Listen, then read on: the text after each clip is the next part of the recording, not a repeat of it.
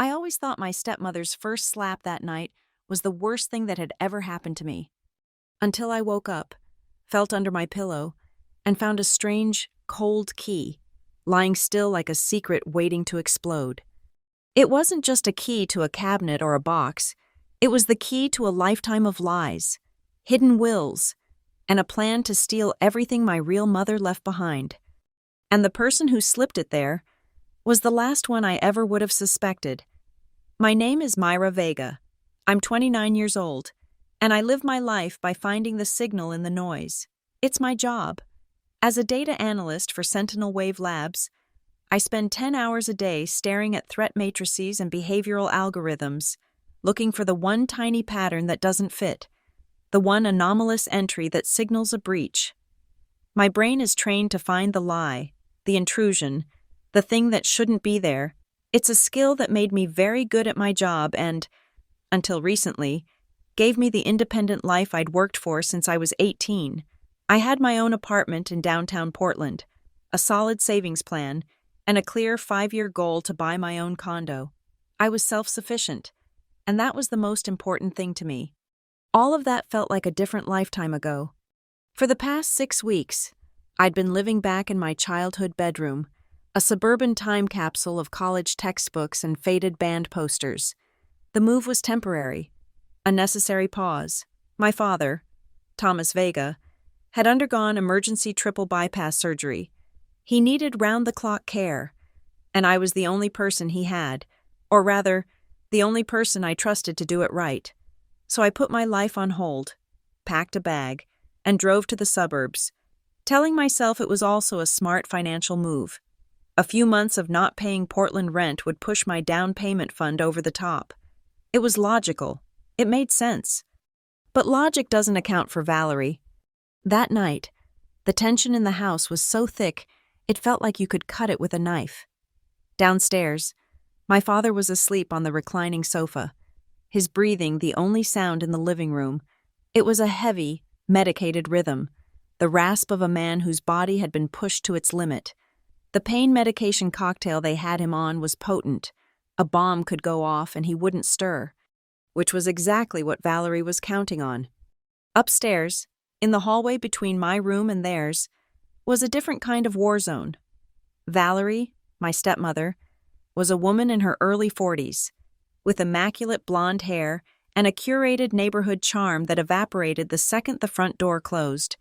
To the mailman, the neighbors, the nurses, she was the devoted, slightly frantic wife. "Oh, it's just been so much," she'd say, hand fluttering to her chest. "Thank goodness his daughter, Myra, is here to help. She's a lifesaver." But when it was just us, her voice dropped half an octave, and her eyes went flat. To her, I wasn't a help. I was a freeloader. I was an intrusion in the tidy, controlled life she had built around my father. The fight had started, as it always did, over money. She was standing at the linen closet, holding a hospital bill, her mouth tight. "I just don't know how we're going to manage this, Myra," she said, her voice carrying just enough to sound stressed, but not enough to wake him. "The co-pays are astronomical, and this physical therapy, it's draining the family savings account." "I told you, Valerie, I can cover the therapy," I said, keeping my own voice low. "I'm transferring the money tomorrow. It's fine." She turned, her perfectly plucked eyebrows rising. "Oh, of course. It's fine. Easy for you to say, isn't it? You get to just transfer money. Some of us have to actually manage the household, pay the mortgage, make sure your father doesn't lose his home." She waved the bill. "This is real life, Myra, not just numbers on your computer screen. You have a good job. You make all that money, and yet you're what? Almost 30? Still saving up for a tiny apartment? Not very settled, are you?"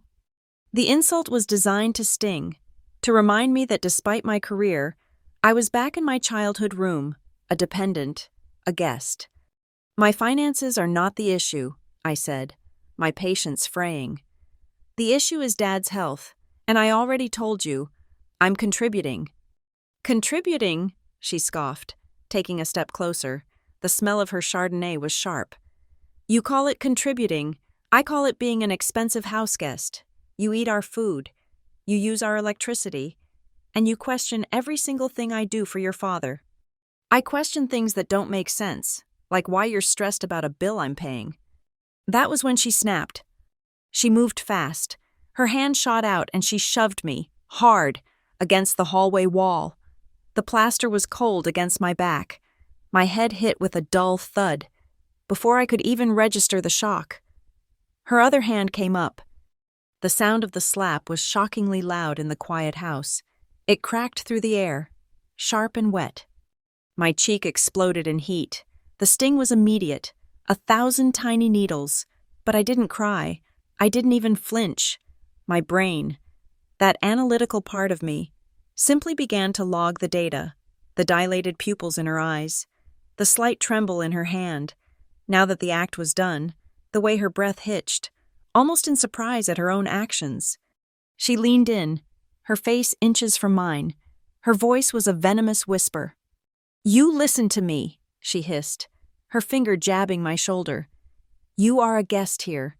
You are living under my roof. Your father does what I say now. You are nothing. If you ever cross me again, if you ever question me again, I will have you out on the street before he even wakes up, and I will make sure he cuts you out of his will completely. Do you understand me?" I just stared at her. My cheek was on fire, but my eyes felt like ice. I didn't give her the satisfaction of a single tear. I just watched her, imprinting the moment, the threat, the violence, the new, undisguised hatred in her face. This was a new data set, and it was critical. She held my gaze for another second, searching for the fear she wanted to see. Finding none, she sneered, turned on her heel, and walked into her bedroom, closing the door with a soft, final click. I stood there for a long time, my back pressed to the wall. The only sound was the faint drone of a late-night show from the television downstairs, punctuated by a burst of canned laughter. My father hadn't heard a thing. I was completely, totally on my own. Later, I lay coiled on my side in my old twin bed, the springs groaning under my weight. I stared at the ceiling, where glow-in-the-dark stars I'd stuck up at age 15 were now just pale, dead plastic. I was wide awake, my cheek throbbing in time with my pulse. The house was silent, save for Dad's breathing and the hum of the refrigerator. I shifted, trying to get comfortable, trying to will the adrenaline out of my system. As I moved, my hand, tucked under the pillow for comfort, brushed against something that shouldn't have been there. It was small, hard, and cold. It wasn't a balled-up tissue or a lost earring. It was metal. My heart gave a single, hard jolt. I slid my hand back under, my fingers closing around it. It was a key, a single, small key on a worn piece of plastic. I sat bolt upright and clicked on the bedside lamp. The sudden light made me wince. There, in the palm of my hand, lay the anomaly. It was a standard metal key, tarnished at the edges. The plastic tag attached to it was a faded, murky green. Etched into the plastic, a set of numbers, 143B, 143B. I stared at it. My brain went into overdrive, discarding possibilities.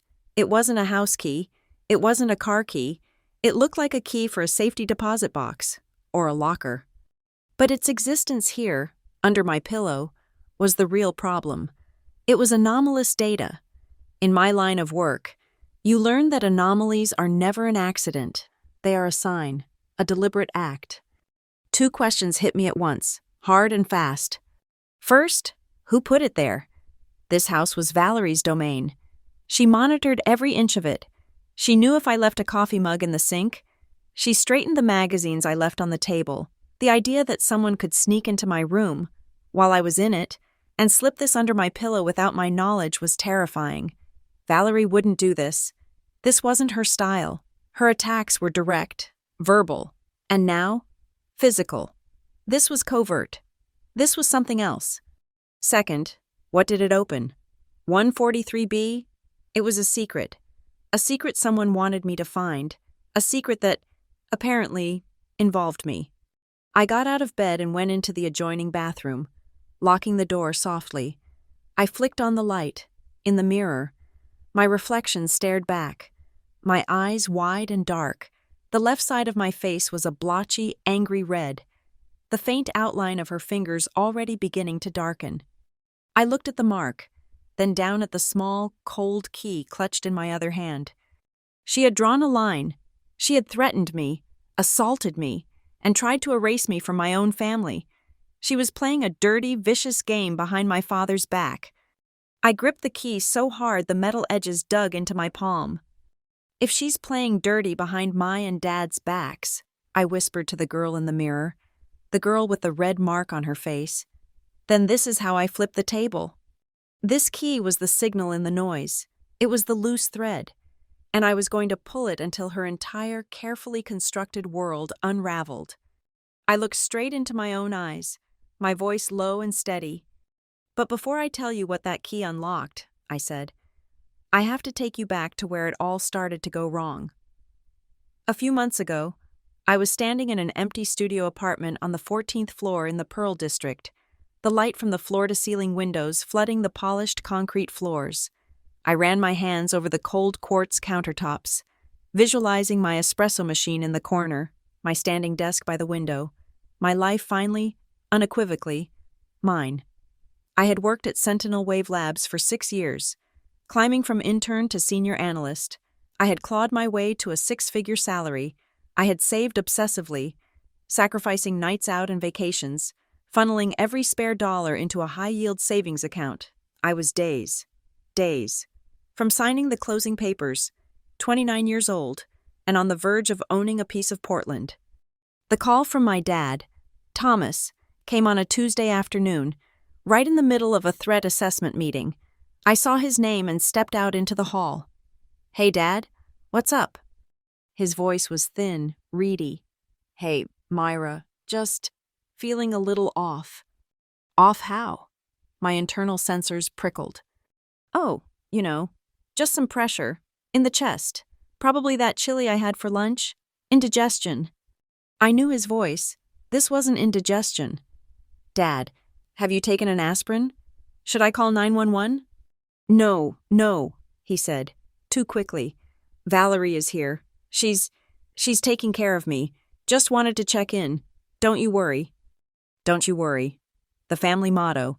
It was the flashing red cursor on my screen that signaled an imminent attack. My mother died in a brutal, instantaneous car accident when I was 19. A drunk driver crossed the median. For 7 years, my father was a ghost, walking through the house they'd shared, and I was the daughter trying to anchor him to the present. Then, 5 years ago, he met Valerie at a grief support mixer. She wasn't grieving. She was a volunteer coordinator. She was bright, bubbly, and hyper-organized. Everything my quiet, academic mother wasn't, and everything my father, in his fog, suddenly craved. In the beginning, she was a performance of relentless warmth. She'd drive down to Portland just to bring me homemade lasagna, packaged in containers I was never allowed to return. "You're working too hard, sweetie. You need to eat. A girl can't live on data." She'd organize big, loud barbecues and remember everyone's birthday with a personalized, expensive card.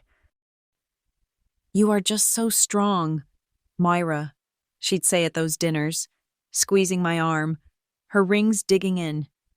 "You get that right from your mom. I just know it." The compliment always felt like a violation, like she was digging up my mother's bones to wear as jewelry.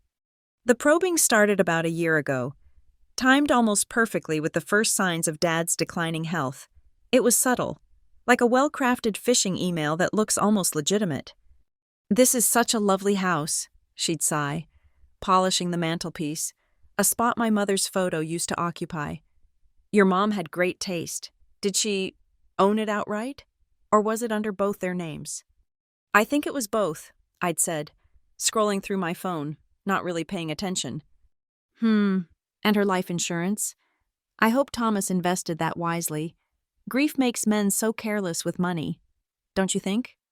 Then, the questions turned to me, always masked as maternal concern. With your big important job, you must have a fantastic 401k, right? You should really let me look at your portfolio. I've been doing all of your dad's finances. I'm actually pretty good at it. She began to intercept. I'd ask Dad a direct question. Hey, Dad, did you ever roll over that old IRA from your last job? And before he could form an answer, Valerie's voice would chime in from the kitchen. We're handling all that. Myra, I'm consolidating his accounts. It's much cleaner this way. Don't you worry your pretty head about it. I'm the family finance manager now. She'd laugh, as if it were a cute family joke. But it wasn't a joke. It was a hostile takeover. The first heart attack happened on a Friday night. This wasn't a vague pressure. This was the real thing. Valerie's call was a masterpiece of manufactured panic. It wasn't just grief. It was weaponized financial terror. Mayra, thank God. They're admitting him. They're talking about stints, maybe surgery. And, oh God, Mayra, they're asking for the insurance, and the deductible is huge. I can't find the right card. They want thousands of dollars right now, or they won't schedule the procedure. Put the billing department on the phone, I said, my own heart hammering, my laptop already open. No, they're waiting. I can't do this. I'm falling apart. Your father needs you. He's asking for you. Please, Mayra, I don't know what to do. I didn't even think. I logged into my savings account. There it was. My condo down payment. Years of my life, distilled into digits on a screen. I clicked transfer, then wire. I sent a massive chunk, tens of thousands of dollars, directly to the hospital's billing portal. I called my realtor and postponed the signing. Family emergency, I'd said, my voice hollow. It's just money. I told myself, it's Dad. It was the only thing to do. It was what a daughter does. They stabilized him. The damage was done, but he was alive. The cardiologist, however, was grim. This was a major warning. Mr. Vega, your job is too stressful. You need to retire. Effective immediately. You need total rest. At home. With supervision. Valerie stood beside me, clutching my hand, her knuckles white. She looked pale and exhausted. She looked convincing. Later that night, back at the house, she put her arm around me. Mayra, honey, I'm so scared. I can't do this alone. I can't manage his pills and the insurance and the house. She looked up at me, her blue eyes brimming with unshed tears. And you? You're so smart with all this. The online portals, the medical jargon, the spreadsheets. I get so confused by it all. She took a shaky breath. Why don't you move back? Just for a few months. Just until he's stable. You could work from home. You'd be here to help me. And you could save so much money for your condo, right? It's a win-win. She made it sound like a logical, loving solution. A partnership. The partnership lasted for about 5 minutes. The first day I brought my bags upstairs. I knew I'd made a catastrophic error. The house was hers. My mother's favorite armchair. The one with the worn velvet arms, reupholstered in a bland, stiff, beige fabric. The kitchen? Reorganized into a system that made no logical sense. But it was the office that stopped me cold. My father's organized chaos. The roll-top desk overflowing with bills, bank statements, investment reports. It was all gone, sterilized. Wow, you cleaned, I said, running a hand over the empty polished wood. Where's all of Dad's paperwork? Valerie leaned against the doorframe, sipping a glass of white wine. It was barely noon. Oh, I took care of all that months ago. It was such a mess, giving him stress. I bought a top-of-the-line fireproof safe. It's all in there. Perfectly filed. Mortgage, bank accounts, his will, your mother's old estate documents, everything. That's great. Valerie, really organized. I forced a smile. So what's the code? I need to start tackling the hospital EOBs and cross-reference the insurance claims. Her smile didn't waver, but it turned to glass. Oh, no, honey. It's a very complex code, just for me and your father to know. We don't want too many people having access. It's for security. You just tell me what you need, and I'll get it for you. I work in cybersecurity. Security through obscurity is the weakest defense there is. She wasn't protecting the data. She was hoarding it. She was locking me out. I became an analyst in my own home. I started watching her. A few weeks after I moved in, I came downstairs for water late at night. I heard her in the kitchen, her back to me, her voice a low, urgent murmur into her phone. "No, I told you. He's too weak right now. He's on too many meds," she whispered. "We have to get him to sign the new financial power of attorney before the big surgery. It has to be done." "Yes, the co-owner application for the house is already filed. We just need his final signature to finalize the transfer." My blood went cold. Co-owner? Transfer? I must have made a sound. A sharp intake of breath. She stiffened, then spun around. A bright, false smile plastered on her face. "Myra, you startled me. Can't sleep?" "Who was that?" "Oh, just the bank. Again." She rolled her eyes dramatically. "Honestly, the paperwork for this surgery is a nightmare. They're so demanding." She bustled past me, changing the subject to Dad's medication schedule. But I logged the words, power of attorney, co-owner, transfer, before the surgery. I tried to talk to him. I waited until Valerie was at the grocery store. A rare window of opportunity. I sat on the edge of his recliner. He looked so frail, his skin the color of old parchment, a blanket tucked under his chin. "Dad, we need to talk, seriously, about the finances, about the house." He flinched, his eyes squeezing shut. "Myra, please, my head hurts. All the numbers. I can't. Don't you worry. Valerie is handling everything. She's a lifesaver. She's got it all under control." "But I'm worried she's controlling you," I said, my voice low and urgent. "Dad, what about Mom's will? What did it say? About the house?" He sighed, a deep, weary sound that rattled in his chest. He looked annoyed. "Mayra, don't start. Don't make this difficult for me. The house is the house. It's all yours eventually. It's just us. Myra, you and me. Always has been. Always has been." He was talking about a past that no longer existed. He was looking at me, but he was seeing a ghost, and he was willfully blind to the predator sitting right next to him. He was too sick, too scared, and too dependent to see the truth. That was the moment I knew I was alone. It was the sickening lurch I get at work just before a critical system breach is confirmed. The access logs look normal. The user credentials are valid. But the behavior is all wrong. The data had been altered. My family's entire operating system had been compromised. Valerie was the intruder, and she was systematically rewriting all the permissions, locking me out, and granting herself full admin rights to my father's life. I had no proof. I had no access to the safe. If I confronted her, I would be the hysterical, jealous daughter, and the stress could literally kill him. So I made a choice. I stopped being a daughter and became an analyst. I treated my own home like a hostile network. I went quiet. I observed. I logged her movements, her phone calls, the mail that arrived. I watched, and I waited for an opening. The seeds of betrayal had been sown long before I moved home. They were watered with my father's grief and my own misplaced trust.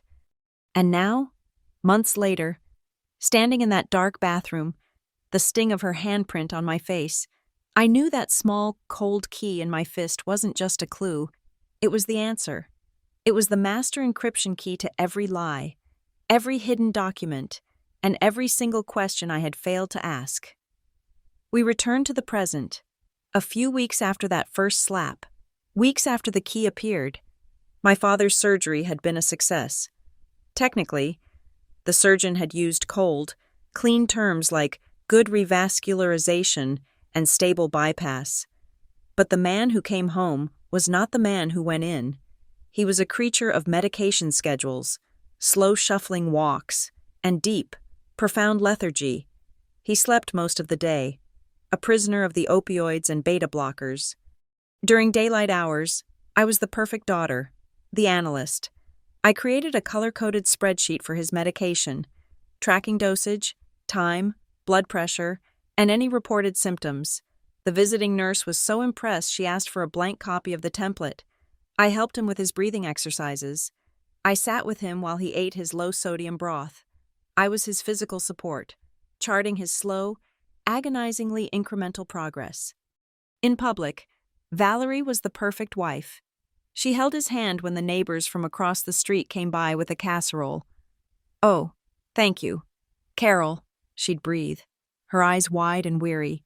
"We're just taking it one day at a time.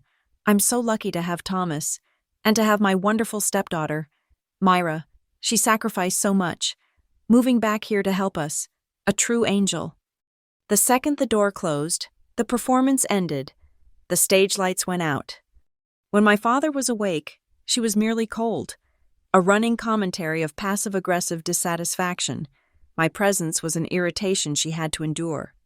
"Myra, you cooked the chicken again, didn't you?" she'd say, staring into the refrigerator. "You know your father finds it too dry. His appetite is so delicate. He ate all of it.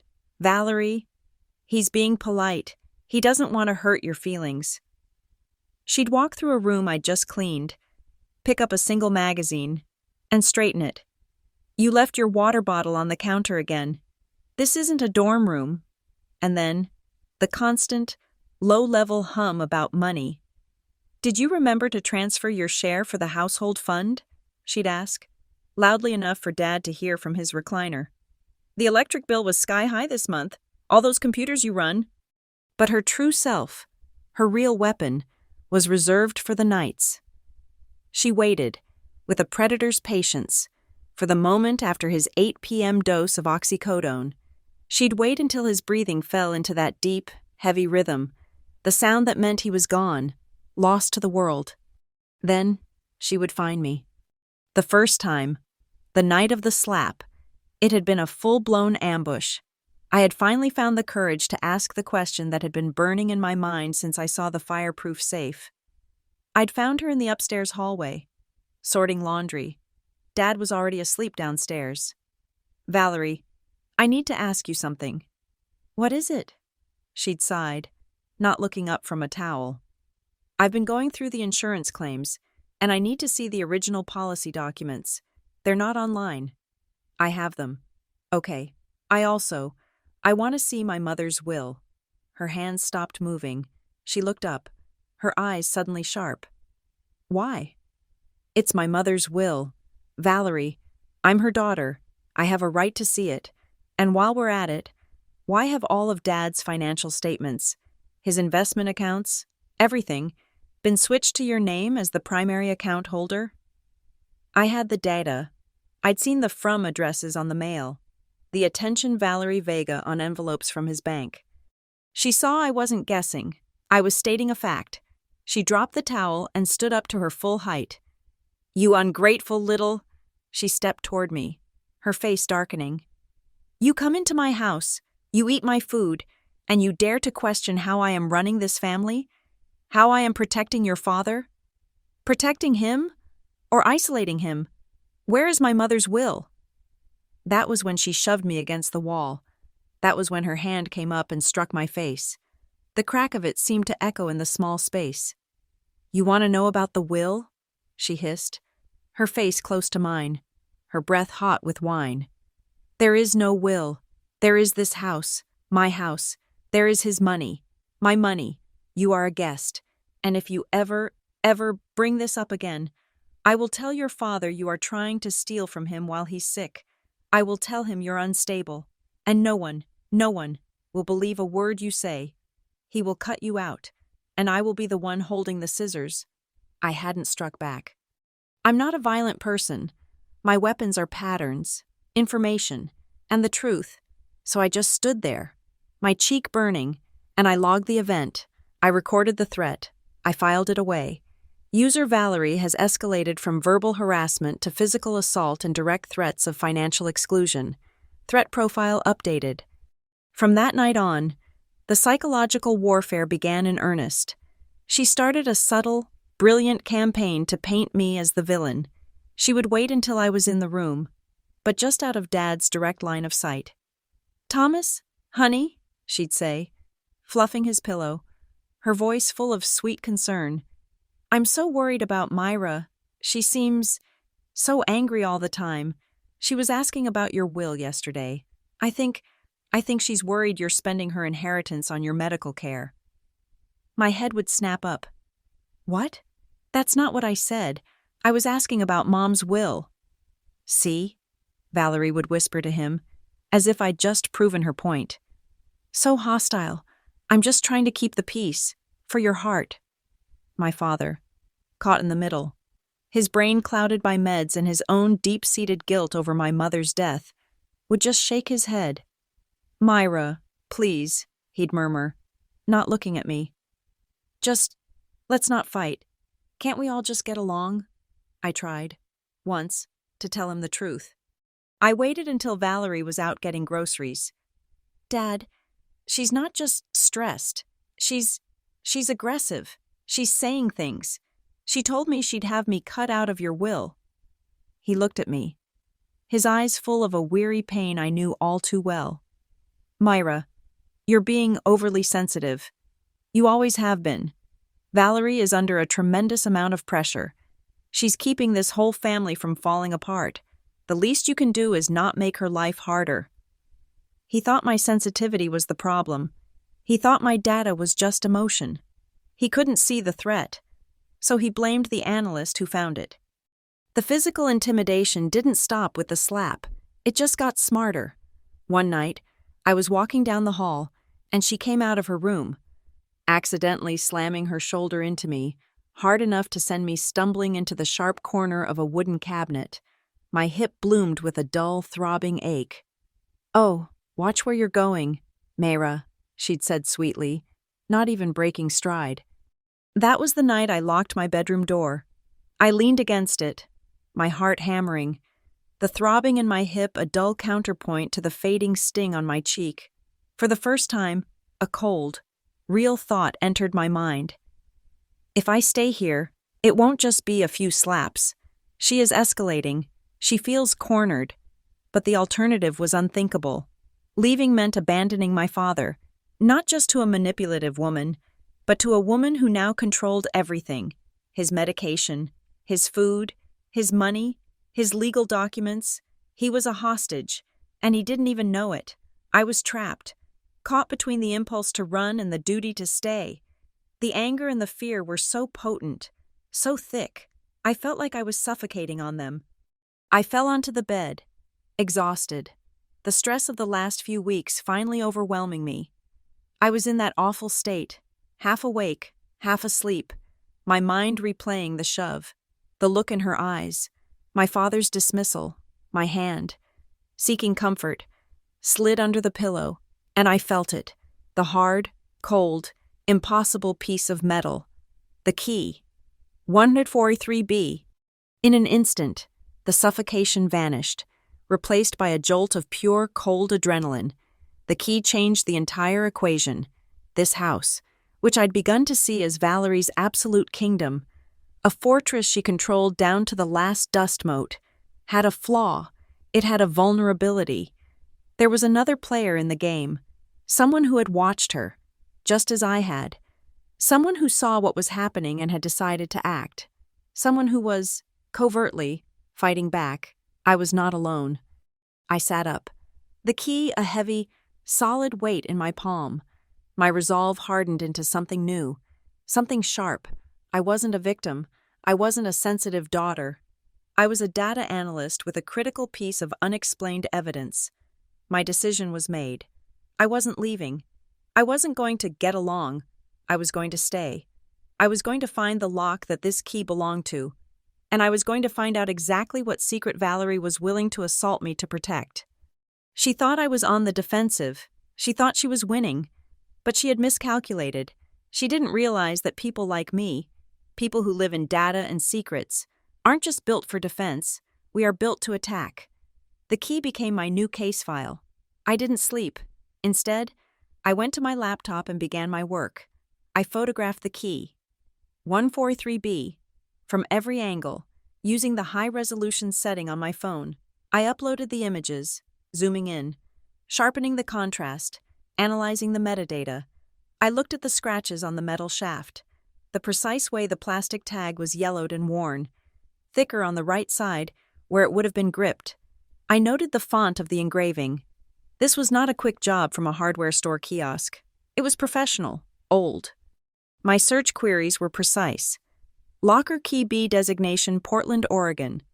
Archival storage keys, law firm.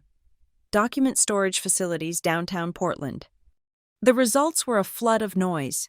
Self-storage units, gym lockers, post office boxes. I filtered, cross-referencing, looking for systems that matched the key's likely age, 10, maybe 15 years old. The B designation was the most telling variable. It implied a sectional system, not just a simple numerical row. This was common, I learned, in places that needed to segregate different types of clients or materials. Places like banks, law archives, or secure evidence facilities. I had the what, I didn't have the where, and I couldn't just walk out of the house and start rattling the key in every old lock in the city. Valerie watched me. Since the slap, her surveillance had become obsessive. She monitored my work schedule, the consulting calls I took from my room, even the mail. She was a warden, and I was her single, high-risk prisoner. The opening came 4 days later. My father had a follow-up appointment with his cardiologist. It was an all-morning affair. I insisted on taking him. "Oh, don't be silly," Valerie said, her hand on his arm. "I can take my husband to the doctor. Mayra, you should focus on your job." "It's no trouble," I said, my voice flat and final, already grabbing my keys. "My job is remote. Besides, I have some questions for the doctor about his medication tracking." I had cornered her. To argue further would be to admit she didn't want me to talk to the medical staff. She smiled, her eyes like chips of ice, and conceded. While Dad was in with the doctor, I sat in the beige, sterile waiting room of the cardiology clinic. I was pretending to answer work emails on my phone, but I was listening. The administrative nurses behind the desk were swapping stories, their voices a low murmur. One, an older woman with a Brenda name tag, was complaining to a younger colleague. "This new patient," Brenda sighed. "He's asking for records from 12 years ago, before we even went digital." I told him, "Sir, that's 2 systems ago. He'd have better luck checking with Harold McKay's old archives. That man handled all the estate and insurance planning for half this wing of the hospital back in the day." Harold McKay. The name hit me like an electric shock. It wasn't a name I knew consciously. It was a name I felt. It was a file fragment, corrupted and buried deep in my memory. Harold McKay. When we got home, Dad was exhausted from the outing. He immediately took his pain medication and fell asleep in his recliner. Valerie saw her opening. "I'm just going to run to the premium grocery store," she announced, grabbing her purse. "They have that imported salmon your father likes. You'll be fine here for an hour, won't you?" It wasn't a question. She was fleeing the house, rewarding herself for enduring my presence all morning. The second her car was out of the driveway, I went to work. I headed to the small, damp storage room in the basement. It was the one place Valerie hadn't organized, because it was full of what she considered junk, my mother's old life. I pulled down dusty, spider-webbed boxes labeled Taxes 99, College, and Photos. My heart was hammering. This wasn't data. This was history, my history. In the back, under a box of my old high school yearbooks, I found a mildewed cardboard file box. The label, in my mother's perfect, precise cursive, read, Household, Estate. I ripped the tape off. Inside were old warranties, appliance manuals, and then, at the bottom, a thick, cream-colored manila envelope. On the front, in that same elegant script, Harold McKay, estate planning. My hands were shaking. I opened the flap. Inside, there wasn't a will, just a sheaf of receipts for services rendered, some letters about setting up a trust, and a single heavy stock business card. Harold McKay, Esquire, attorney at law, and beneath it, an address, a small office building on 4th Avenue, right in the center of downtown. I had my where. I couldn't just leave. My father was asleep, defenseless. I waited, vibrating with impatience, until Valerie returned, her arms full of overpriced fish and organic vegetables. The next morning, I staged my exit. "I have to go into the office," I announced over coffee, my voice deliberately flat. "They're pushing a critical security patch to the main servers, and my whole team needs to be on site for the integration. It's an all-day thing, completely unavoidable." It was the perfect lie. Corporate, technical, and boring. Valerie just nodded, her eyes already calculating. "Well, don't be late. Your father has his physical therapy at 4. She was annoyed at the disruption to her control, but the lie was too solid to challenge. I drove downtown, my mind racing. I parked in a garage, the smell of concrete and exhaust filling my lungs. The building on 4th Avenue was an old brick and glass relic from the 70s, sandwiched between a shiny new condo tower and a vape shop. The directory in the lobby was a mix of backlit plastic and peeling gold letters.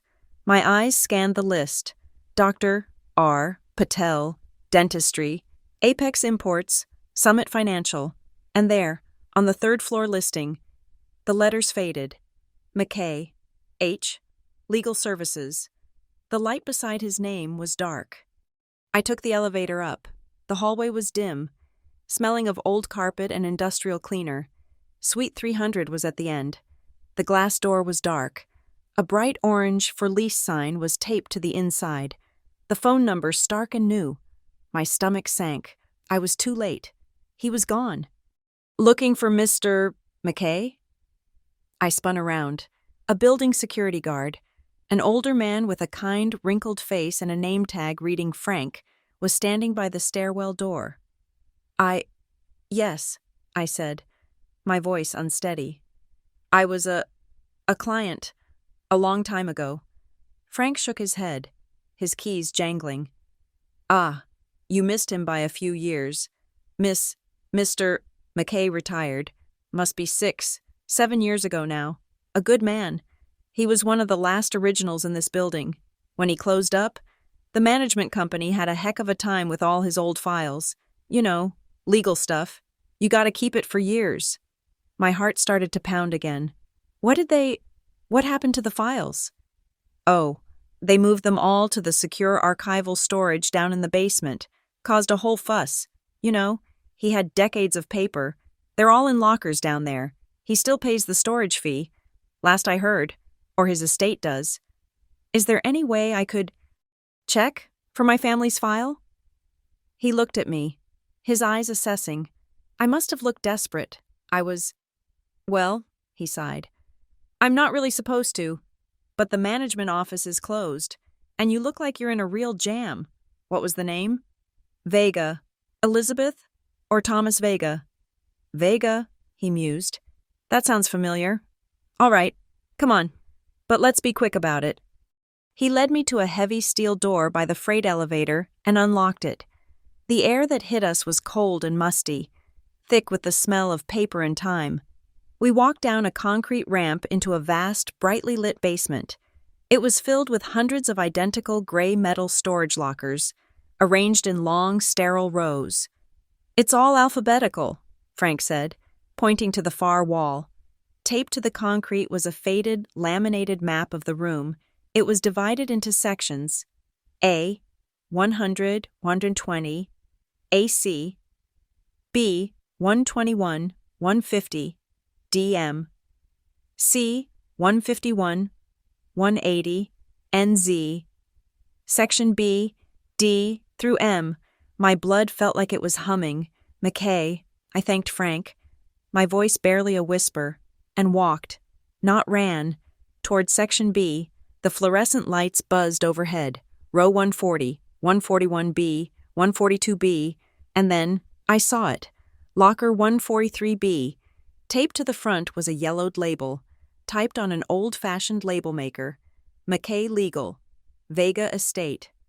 I leaned against the row opposite, my knees weak. It was real. The anonymous key in my pocket, slipped under my pillow in the dead of night, was real. The trail was real. My hand was shaking as I pulled the key from my pocket. I looked back. Frank was at the top of the ramp, scrolling on his phone, giving me privacy. I slid the key into the lock. It was stiff, protesting the intrusion after years of disuse. I jiggled it, pushed hard, and then, with a heavy, grinding clunk, the mechanism turned. The latch popped open with a metallic snap that sounded like a gunshot in the silent room. I pulled the door open. Inside, sitting on the metal shelf, was a single, thick, cardboard banker's box. It was gray with dust. I pulled it out. It was heavy, much heavier than it looked. I set it on the dusty concrete floor and knelt before it, as if at an altar. I lifted the lid. It was packed, utterly, completely packed with files, bound in blue and red legal covers, stacks of sealed envelopes, a thick, leather-bound day planner, and right on top, so clean it looked like it had been printed yesterday, was a document. Last Will and Testament of Elizabeth Ann Vega. My mother. My breath caught. I pulled it out, my analyst's eyes, trained to find the one critical line of code, scanned the dense legal text. I, Elizabeth Ann Vega, being of sound mind, do hereby declare. I skipped to the clauses. Article 3, the house, the property on Oakwood Drive. To my beloved daughter, Mayra Vega. Article 4, the investment portfolio. To be held in trust for my daughter, Myra Vega. Article 5, all shares and proceeds from the sale of E-Tech Solutions. To be added to the trust for my daughter, Myra Vega. It was all mine. My mother had left everything to me. Then I saw the condition, a single paragraph at the end. I appoint my husband, Thomas Vega, as sole financial guardian and administrator of this trust, to manage said assets on my daughter's behalf only until the date of her 25th birthday. Upon that date, all assets, properties, and accounts are to be transferred fully and irrevocably into her name. I sat back on my heels. My 25th birthday. When was that? I did the math. My brain numb. 29 minus 5 years ago. It was 5 years ago. I remembered my 25th birthday. My dad had been quiet, withdrawn. He had just started seeing that nice woman from the support group. He had just introduced me to Valerie. I dug deeper in the box. Underneath the will was a separate file labeled Correspondence T. Vega. It was full of letters, and one handwritten memo on Harold McKay's letterhead, dated almost exactly 5 years ago. Just after my birthday. The yellow highlighting was faded, but the words were clear. Thomas, it read, per our discussion, I must again strongly recommend we begin the process of transferring all of Elizabeth's assets fully into Myra's name. As she is now of age, this is not only per the stipulation of the will, but will legally protect her inheritance from any future marital complications or creditors. Please schedule a time for you and Myra to come in and sign the transfer documents. My father had never scheduled that meeting. At the very bottom of the box, lying flat, was a small, silver USB flash drive. It was an old model, probably only holding a few megabytes. A dead, yellow sticky note was lying next to it. On it, in my mother's unmistakable, beautiful, logical handwriting, were 7 words. For Myra, if anything seems wrong. I sank down onto the cold floor, the will in one hand, the USB in the other. My mother had seen this.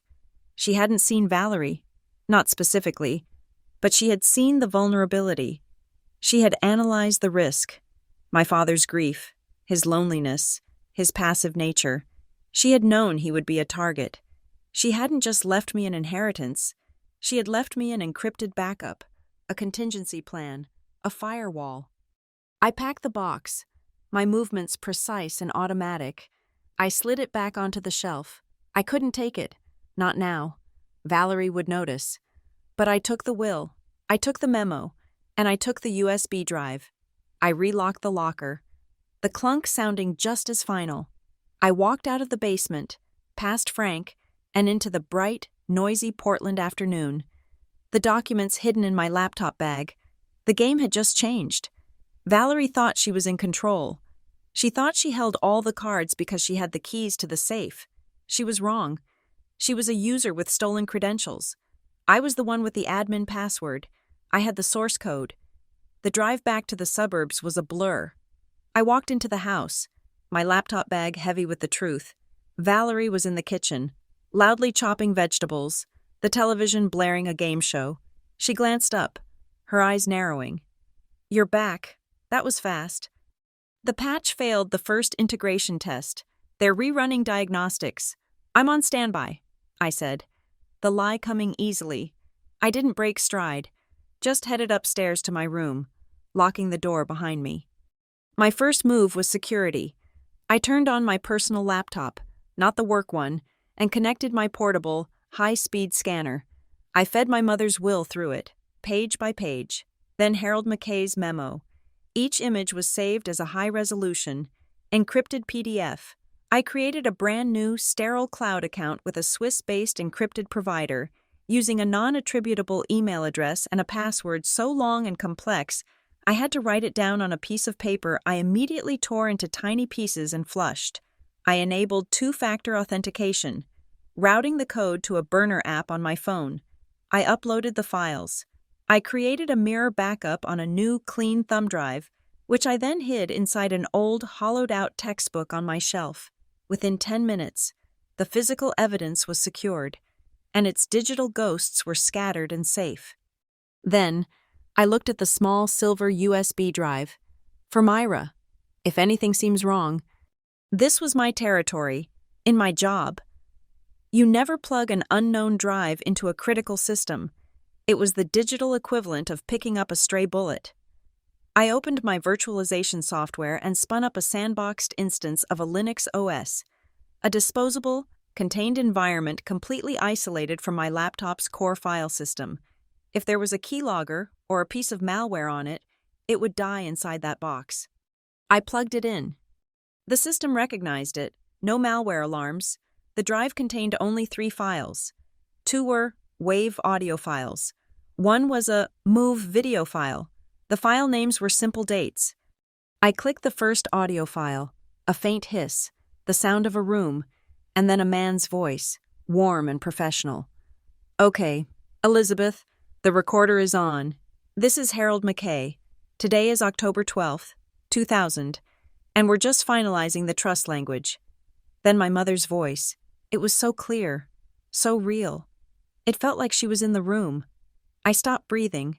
I hadn't heard her voice in a decade. "Thank you, Harold," she said. I want to be clear. Thomas is a good man, but he is soft. He's easily led by his sympathies. That's what this trust is for, Elizabeth," McKay replied gently, "to protect your assets for Myra." "I know, but I want a fail-safe. Just humor me. I want a recording of us discussing this. If, God forbid, something happens to me, and Thomas, if he remarries, I want my daughter to have her own financial escape route, completely untouchable. I don't want a new wife to be able to touch this house, or the E-Tech money, not 1 cent. Can we guarantee that? That's what the 25th birthday clause does, Harold said. The moment she turns 25, the trust dissolves, and everything becomes hers, his guardianship, and any new wife's potential claim on it simply evaporates. He will be legally required to sign it all over. It will be ironclad. Good, my mother said. Ironclad. I like that. The recording clicked off. I sat there, my face wet. The tears came without a sound. It wasn't just grief. It was profound, soul-shaking validation. She had known. She had seen the vulnerability in my father that I had mistaken for simple grief. She had loved him. but she had not been blind. I wiped my face, my hand shaking.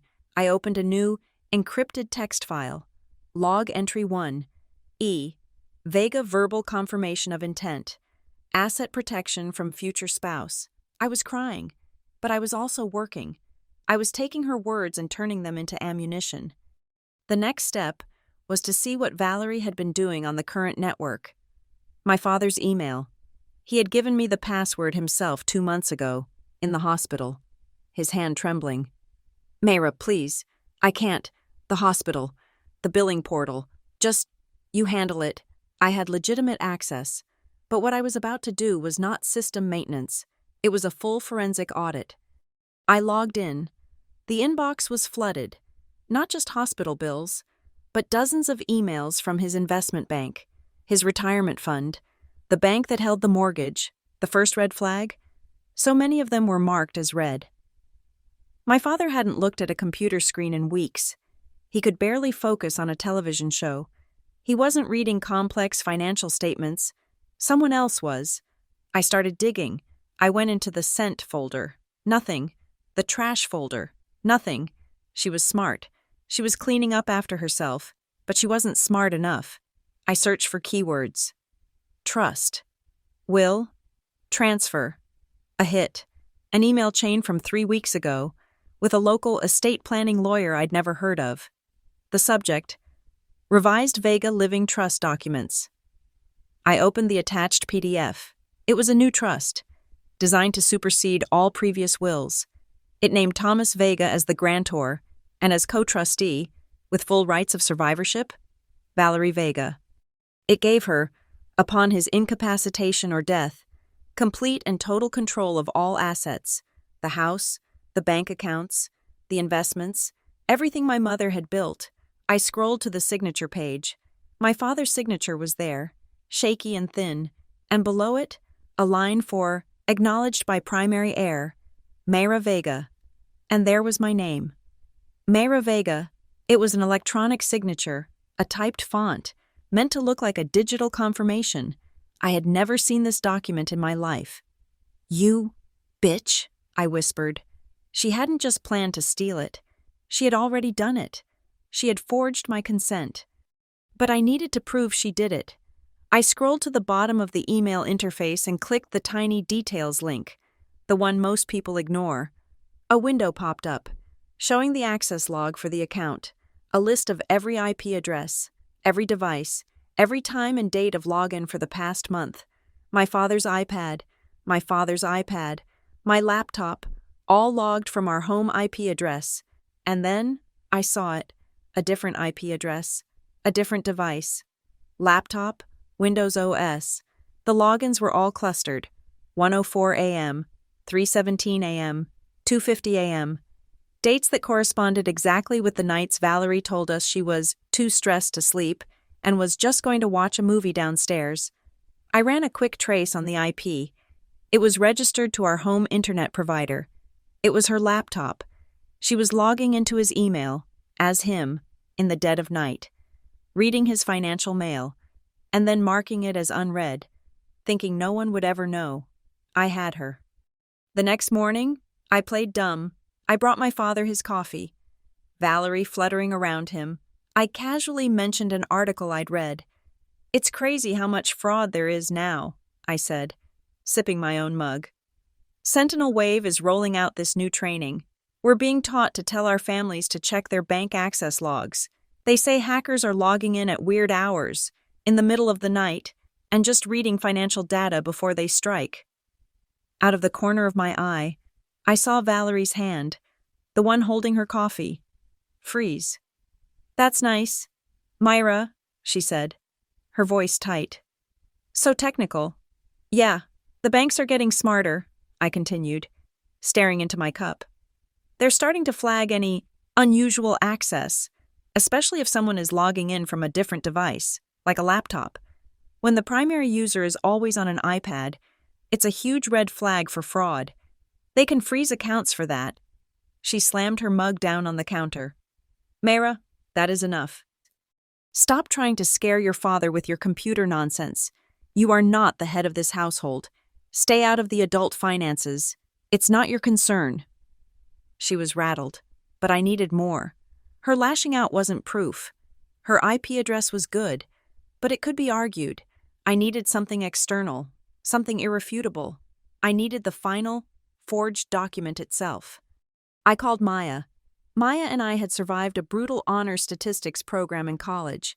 We bonded over near-impossible problem sets and too much late-night caffeine. I had gone into data. She had gone into law. She was now a senior paralegal at the Multnomah County District Attorney's Office. She understood data, and she understood the law. We met at a coffee shop downtown, a neutral location. I didn't tell her everything. I didn't mention the key, or the slap, or the IP logs. I framed it as a weird financial thing I'd stumbled on. Maya, this is weird, and I'm probably just being paranoid. I lied, stirring a plastic stick in my latte.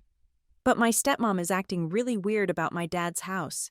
Is there any way, like, as a public records check, you could just see if anything's been filed? On the property deed? The name is Thomas Vega. Maya, ever the efficient one, already had her laptop open. County Assessor's public portal. It's not a secret. Mayra, anyone can look this up. They're just a pain to navigate. She typed. Her fingers flew across the keyboard. Vega? Thomas? Okay. Here's the property on Oakwood. Taxes paid? Okay. What's this? Her face changed.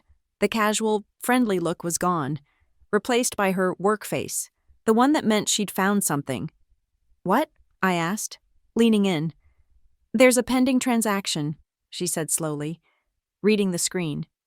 An application for reevaluation of title. It was filed 3 weeks ago, right after your dad's first heart attack. What does it mean? It means someone is trying to change the ownership details.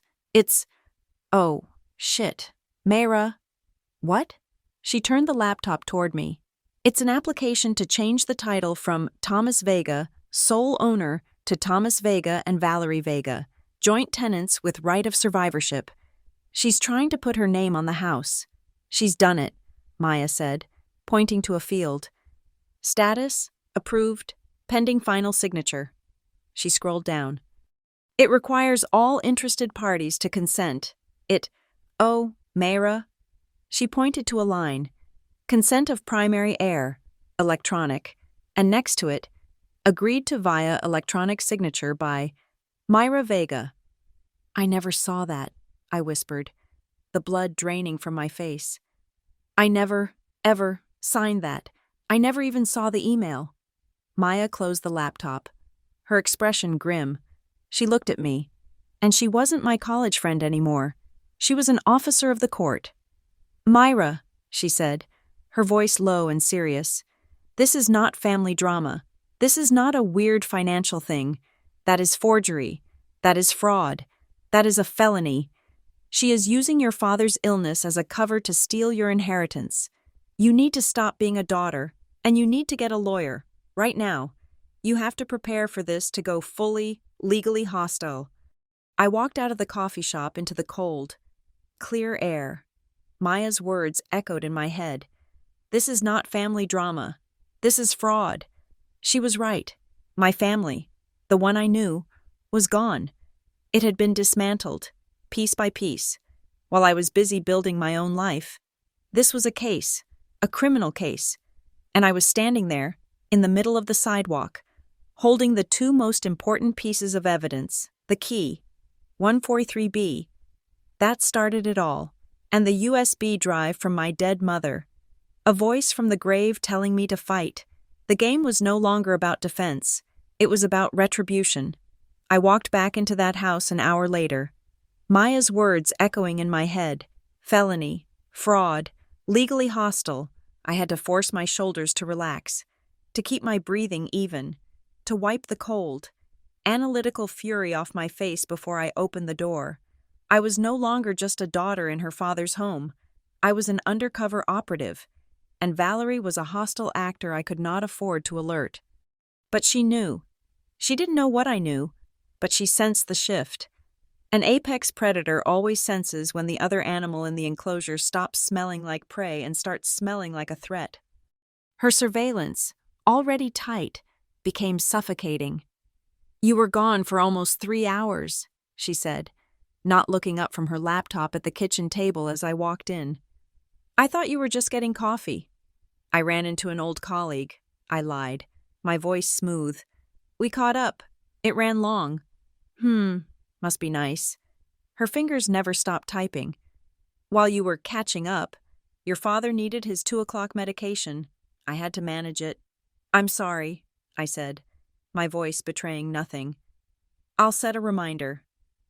She watched me, her eyes flat and suspicious. "See that you do?" From then on, it was a constant interrogation, masked as casual conversation. Where was I going?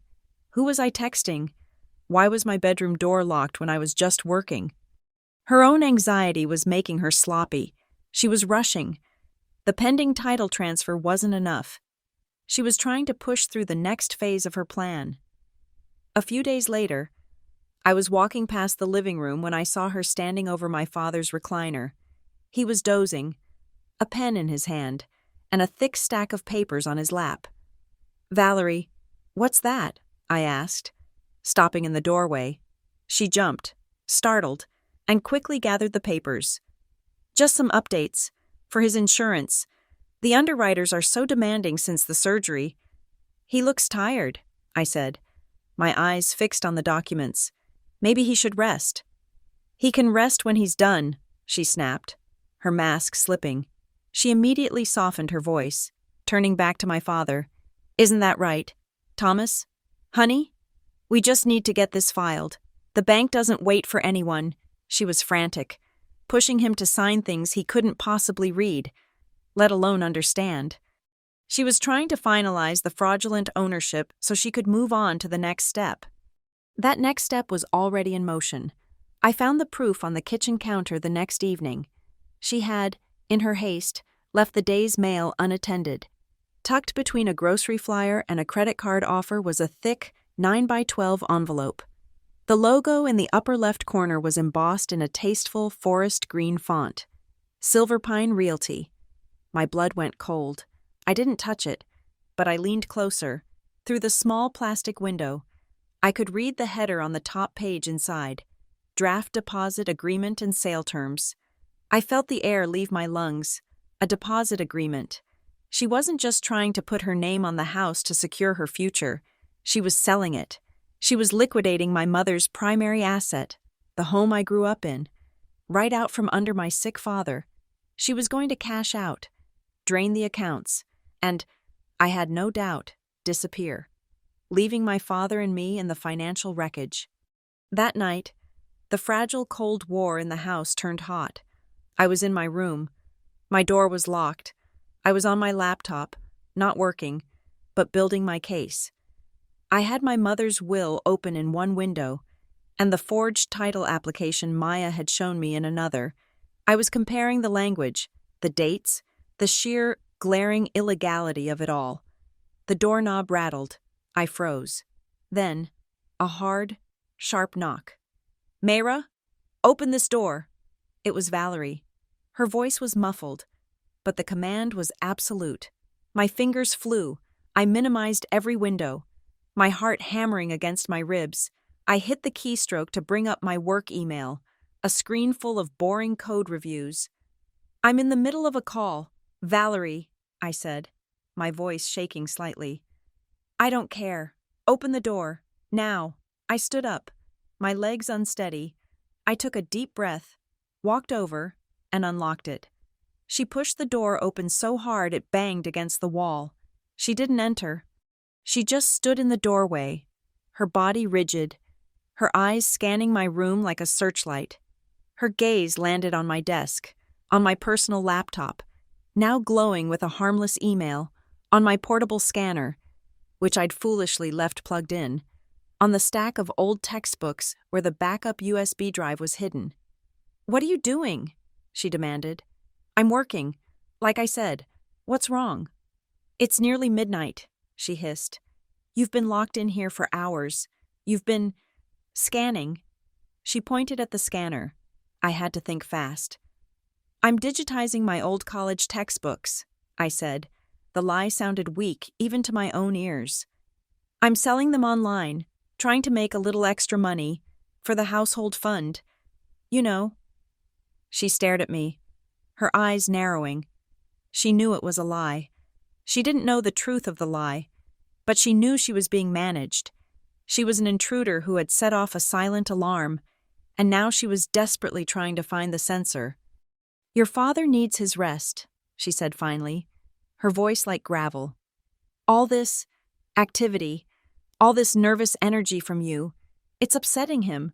It's bad for his heart. Whatever you are doing, Myra, I suggest you stop. She pulled the door shut, leaving me in the dark, my heart pounding so hard I felt it in my teeth. She was suspicious. She was cornered, and a cornered animal is the most dangerous kind. She would move faster now. She would finalize the sale, transfer the money, and bolt. The timeline I thought I had, the weeks I thought I had to build my case, had just shrunk to days, maybe hours. I couldn't sleep. I lay in the dark, my door locked again, listening to every creak and groan of the house.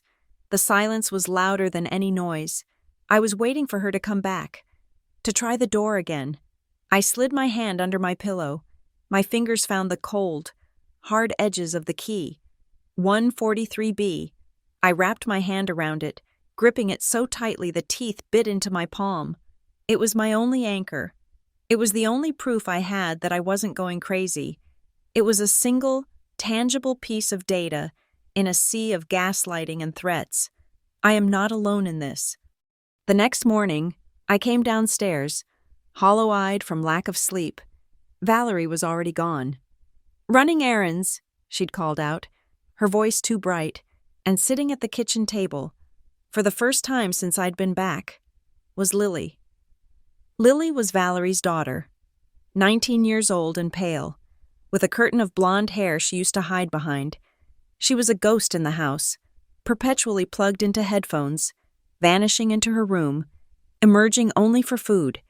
In all the weeks I'd been home, we hadn't exchanged more than 10 words. She was, by default, on her mother's side, treating me with a cold, fearful distance. But this morning, she was just sitting there, staring into a bowl of untouched cereal. Her eyes were red-rimmed and puffy. She looked up when I walked in, her body tensing, a startled animal, and then her gaze darted away. She looked broken. This was it. This was my chance. Valerie was gone. I poured a coffee I didn't want and sat down across from her. The silence stretched. Are you okay? I asked, my voice softer than I intended. She flinched, as if the question were an accusation. I'm fine, just tired. You look more than tired, I said gently. You look scared. She just shook her head, her hair hiding her face. I leaned forward. Lily, I said, keeping my voice low. I need to ask you something. Does any of this seem right to you? Any of it? The way your mom is? The constant fighting? The secrets about my dad's money? She went absolutely rigid. Her spoon clattered against the side of the bowl. My mom she's just stressed, she whispered. It was a pre-programmed response, a line she'd been fed 100 times. She's just trying to protect us, to protect our future. The word protect was a physical blow. Protect you from what, Lily? I pressed, my voice still quiet. From me? From my dad getting better? Her voice cracked. She looked up, and her eyes were swimming in unshed tears, a deep, terrified despair. I didn't think she would go that far. She stopped, her hand flying to her mouth, realizing what she had just said. Go that far. My heart was pounding. She knew. She didn't just suspect. She knew what Valerie was doing. She's scared, Lily, I said. And so are you. I know you are. I slid my hand across the table, palm up, a peace offering. Whatever is happening, You are not responsible for her actions, but you're in the middle of it, and you can talk to me. I'm not going to let her hurt you, or my dad, and I won't let you be alone in this." Her face crumpled. She looked at my outstretched hand, then at my face. Her mouth opened. She was going to talk. I saw it. The confession, the fear, the truth. It was all right there, surfacing after years of being submerged. The sound of the garage door rumbling open made us both jump. Valerie was back. The change in Lily was instantaneous and violent. She recoiled as if I had burned her. Her face shut down, the mask of terrified indifference slamming back into place. "I have to go," she stammered, grabbing her bowl. She practically ran from the room, nearly colliding with her mother in the doorway. Valerie stopped, her arms full of groceries, and watched her daughter flee up the stairs. Then her gaze, cold and calculating, settled on me. "What was that all about?" "Finals," I lied, my heart racing. "She's just stressed about finals." Valerie's eyes narrowed. She didn't believe me. She didn't believe me for a second. And now, I knew. She saw a new threat. Not just me, but her own daughter. I didn't sleep that night. I couldn't. The conversation with Lily replayed in my mind. I didn't think she'd go that far. She knew. She was a witness. It must have been 2, maybe 3 in the morning. The house was in that deep, dead silence where every sound is magnified. I was lying in bed, staring at the ceiling, my hand under my pillow, my fingers wrapped around the key. Then I heard it. A sound from the hallway, a faint creak of a floorboard. I held my breath. My door was locked. It wasn't the heavy, confident tread of Valerie on patrol. This was lighter, quicker, trying, and failing, to be silent. A shadow passed under the crack of my door. I sat up, my blood turning to ice. I crept out of bed, my feet silent on the carpet, and peered through the tiny spy hole in the door.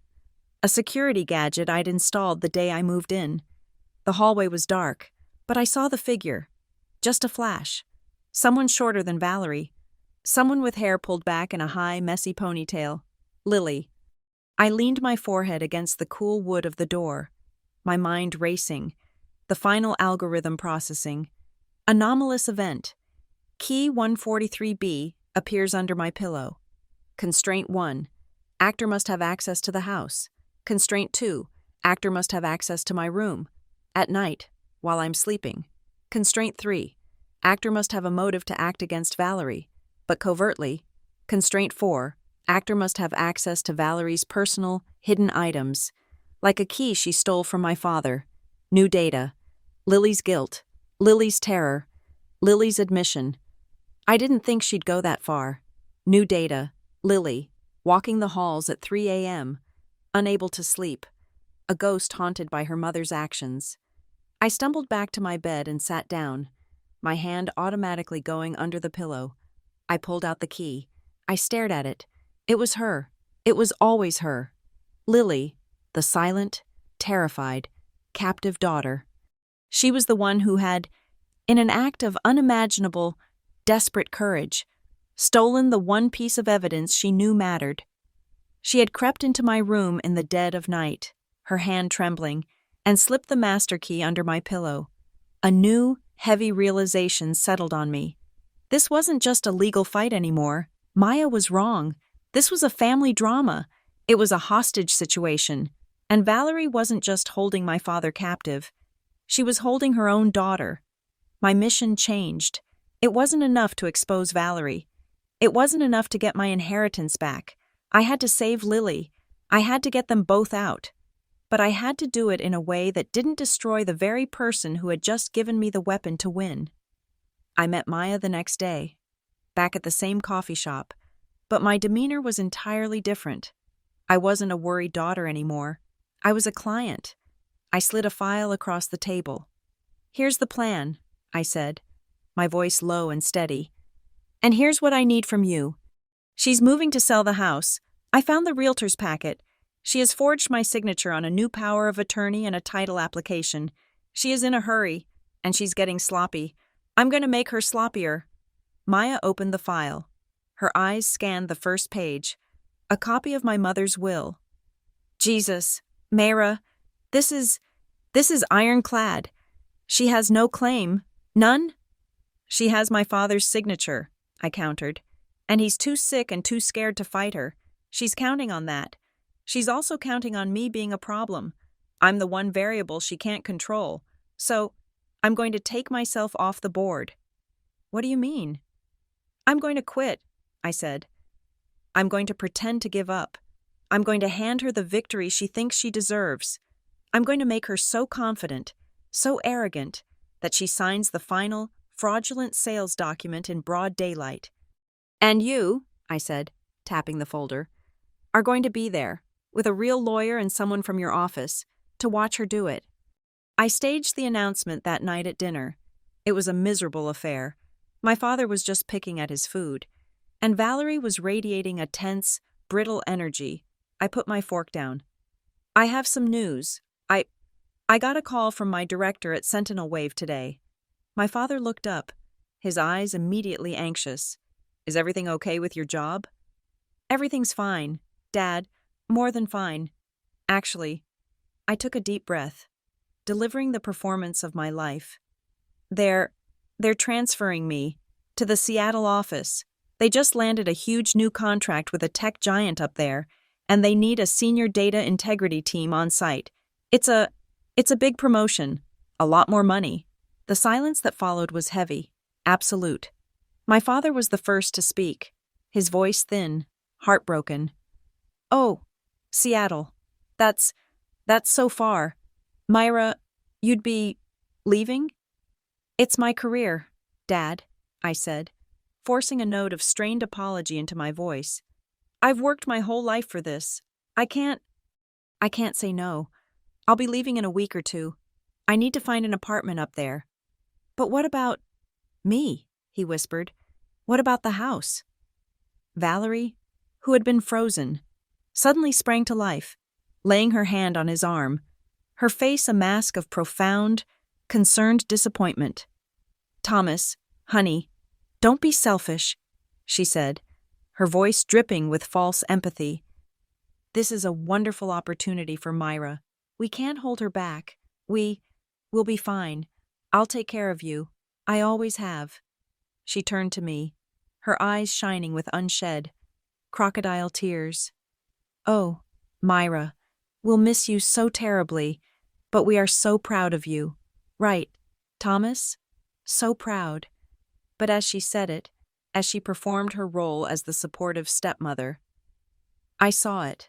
I saw the data point I was looking for. Her shoulders, which had been tense up around her ears for weeks, relaxed. The tight, pinched line of her mouth softened, and in her eyes, behind the fake sadness, was a flash of pure, unadulterated triumph. The obstacle was removing itself. She had won. 2 days later, I set the second part of the trap. Dad, I said, finding him and Valerie in the living room. Before I start packing up my old room, I feel weird about just leaving. With me being in Seattle, I won't be able to just pop over. I really think I should look at all the household documents one last time. Just so I know where everything is. The insurance, the mortgage, the will, in case there's an emergency and Valerie can't be reached. Valerie stiffened. Mayra, that is not necessary. I have it all under control. I'm sure you do, I said, my voice deliberately small, almost apologetic. It's for my peace of mind. Please, Dad, I'm leaving. I just want to feel prepared. My father looked at Valerie. He was still the child, caught between us. Val, it's a reasonable request. She's just trying to be responsible. Let her see the files. Valerie seethed. I could see the internal calculation. To refuse now, after I'd already agreed to leave, would look suspicious. She was so close to the finish line. Fine, she snapped. She got up, walked to the fireproof safe hidden behind a painting, and spun the dial. She pulled out the thick, organized file folder and slapped it down on the coffee table. Be quick. You're upsetting your father. My hands were steady. I was an analyst at work. I sat on the floor and opened the folder. Inside was the neat, tidy, fraudulent world she had built. The new bank statements, the investment summaries, all addressed to Mr. and Mrs. Thomas Vega. And then I found it, tucked in the back, in a crisp new file labeled Family Trust, was a document. Durable power of attorney and living trust. I flipped to the last page. My father's shaky signature was at the bottom, and above it, the two co-trustees, Valerie Vega and Myra Vega. My signature was there, a clean, typed, electronic signature. I held it up. I didn't look at her. I looked at my father. I kept my voice perfectly neutral, just a daughter asking a question. Dad, I don't remember signing this new trust. When did I sign this? He squinted, looking confused. What? Oh, yes. He looked to Valerie for confirmation, a trained reflex. Valerie? She said you signed it, online, remember, when you were at that Sentinel Wave conference in San Francisco? Last month? I hadn't been to a conference in San Francisco in 2 years. Valerie said the bank sent you an email, my father continued, blissfully unaware. She said you called her, told her you'd signed it, that it was all fine, that it was just a formality for the insurance. I was in the hospital, remember? She handled it all, thank God. I looked up at Valerie. Her face was pale, her expression murderous. I had just walked her, and my father, right into the lie. I forced a small, confused laugh. Wow, that must be some mix-up. I don't remember that at all. The bank's online portals, they're so buggy. I pulled out my phone. Let me just take a picture of this page. I need to call the bank and see what's going on. I don't want my signature on something I don't remember approving. Give me that, Valerie snarled, reaching for the paper. But I was faster. I stood up, phone in hand, the picture already taken, already uploading to the secure cloud. It's fine, Valerie, I said, my smile tight, my voice like ice. I'm sure it's just a clerical error. I'll sort it out. From Seattle. I texted the image to Maya. The subject, the forgery. The next 3 days were a performance. I brought down my old dusty suitcases from the attic. I packed clothes I didn't need. I dismantled my desk. I was, in every visible way, abandoning the field. Valerie watched me, her relief palpable. She was almost kind to me, offering me packing tape, asking if I wanted her to save any of my father's dinners. On Thursday, I loaded the 2 large suitcases into the trunk of my car. I did it while she was in the kitchen, making sure she could see me through the window. The primary threat was neutralized. The obstacle was leaving. I went back inside to say goodbye. I'm heading out, I said. I'm going to stay at a friend's place for a couple of nights before I drive up to Seattle, get my affairs in order. My father cried. He held my hand. Are you sure, Mayra? Are you sure this is what you want? It's what I have to do, Dad, I said, kissing his forehead. Valerie hugged me. It was the first time she had initiated contact since the slap. It was a dry, papery hug, a victor's embrace. You be safe, Myra, and don't you worry about your father. I'll take care of everything here. I know you will, Valerie, I said. I wasn't even at the end of the street before my phone buzzed. It was Maya. It's done. She took the bait. I just got an alert from my contact. She called Silver Pine Realty not 5 minutes after you left. She told them her difficult stepdaughter was gone and she wanted to close immediately. Another text came through a minute later. The final signing is scheduled. This Saturday, 10 a.m., at the house. The realtor and their notary are coming to you. She's liquidating. Mayra, this is it. I sat at the stop sign, my hands gripping the wheel. Good, I whispered. That's the day. I texted Maya back. I have my own lawyer on standby. I'm forwarding you his contact. I want you there. Maya. With someone from the DA's office. A friendly visit. I want them all in that room when the walls come down. I drove to my friend's apartment, my temporary safe house.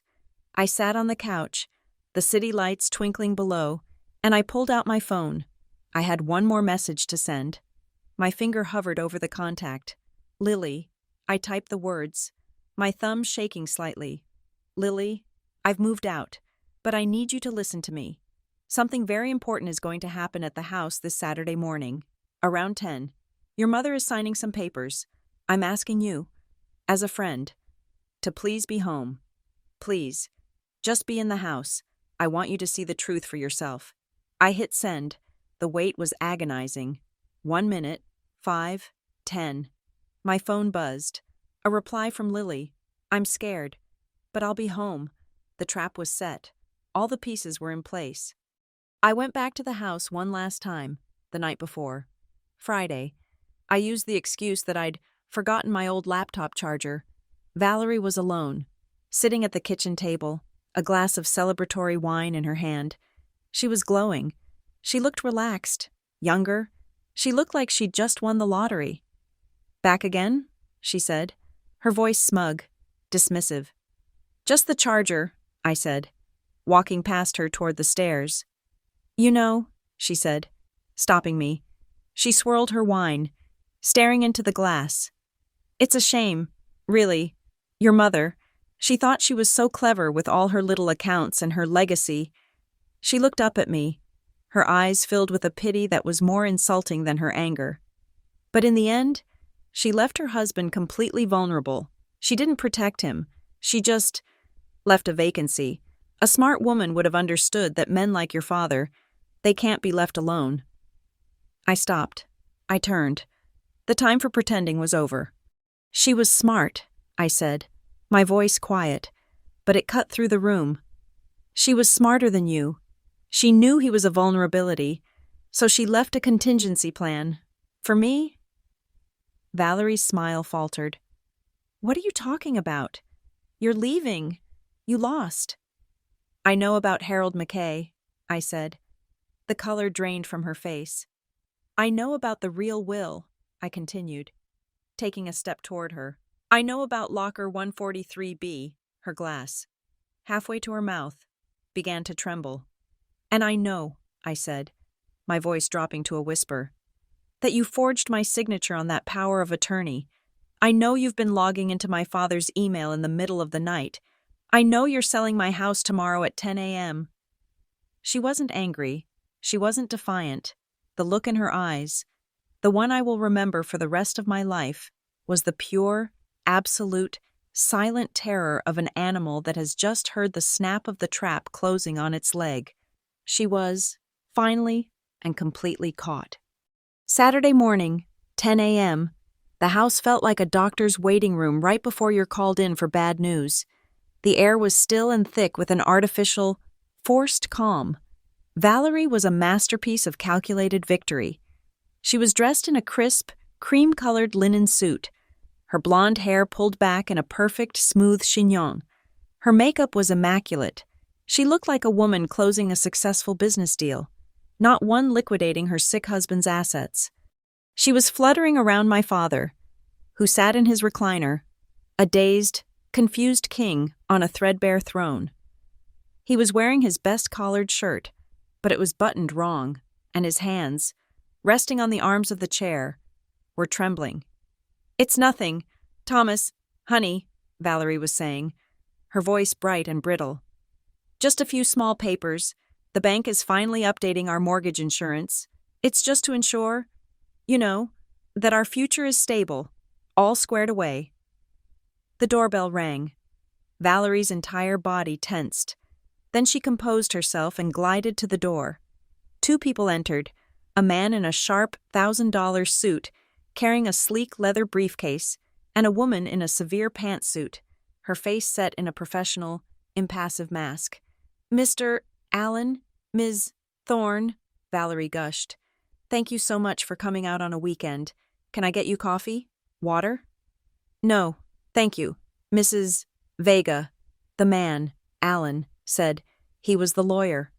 His eyes scanned the room, cataloging the assets, and dismissed me where I stood by the kitchen counter. "We'd like to make this as quick and efficient as possible for Mr. Vega." The woman, the notary from Silver Pine Realty, nodded in agreement, already pulling documents from her own case. They completely, professionally, ignored me. To them, I was just part of the furniture, and that was exactly what I wanted. "Oh, good. You're all here," I said, my voice deliberately, annoyingly casual. I picked up my coffee mug and my laptop. "I was just about to get some work done. I'll just sit over here, out of your hair." I didn't go to my room.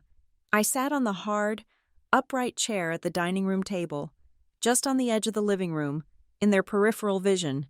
I opened my laptop, as if to work. I was the ghost at the feast. From my seat, I had a clear view of the entire scene. My father, in the center, confused. Valerie, vibrating with triumphant greed, perched on the arm of the sofa, the two legal professionals, all business, and, my breath caught, on the landing of the stairs, half hidden by the banister, was Lily. She was sitting on the top step, her knees drawn to her chest, a silent, terrified witness, just as I had asked. She was pale, and her eyes were fixed on her mother. Mr. Allen placed a thick stack of papers on the coffee table. He handed my father a pen. "Okay, Thomas," he said, his voice a smooth, practiced monotone. "This is just the standard package. We're consolidating the title, which we have your prior consent for, and this document here," he tapped the top page, "just gives Valerie, as your co-trustee, the full power to resell and manage the asset as needed. Standard procedure." He was rushing, glossing, using words designed to soothe and obscure. "If you can just sign here, here, and here." My father, trusting, exhausted, picked up the pen. His hand was shaking as he lowered it to the first page. "Excuse me." My voice was not loud, but it was so sharp, so clear, that it sliced through the room. Every head snapped toward me. Valerie's face contorted in a flash of rage. "Myra, we are busy." I ignored her, my eyes fixed on the lawyer, Allen. I kept my expression polite, curious. "I'm sorry. Mr. Allen, I couldn't help but overhear. I work in data security at Sentinel Wave Labs, so my brain is it's allergic to vague language. I'm sure it's nothing." I smiled, a small, self-deprecating smile. "But what did you just say? Full power to resell? And manage the asset? That sounds more than just mortgage insurance. Could you maybe just read that specific clause again? Slowly? For my peace of mind." Mr. Allen looked flustered. He was a transaction lawyer, not a litigator. He was not prepared for an audience, and he was certainly not prepared for a hostile question. "Young lady," he said, puffing up, "this is a private family matter. It's been fully reviewed." "Then you won't mind reading it," I pressed, still smiling. Valerie stood up. "Mayra, that is enough. You're upsetting your father. Mr. Allen, just ignore her. She's not part of this." "Oh, just let Mayra rest her mind." "Mr. Allen," the lawyer said, his voice slick, trying to regain control. He was talking to me, but his eyes were on my father. "Myra, your stepmother, Valerie, has handled everything. She's done all the hard work. All the paperwork is in perfect order. You can just relax and go back to your work." I let out a single, cold laugh. "Oh, I'll bet it is." Before Valerie could explode, the doorbell rang again. The sound was so loud it made everyone jump. "Who on earth is that?" Valerie snapped, her composure shattering. "I'm not expecting anyone else." My father, looking confused, just said, "Well, get the door. Val, it might be important." Valerie stalked to the door and yanked it open, and the trap snapped shut. It was not one person. It was three. The first person she saw was Maya, my friend, my ally, in a sharp, dark blue suit, holding a legal briefcase.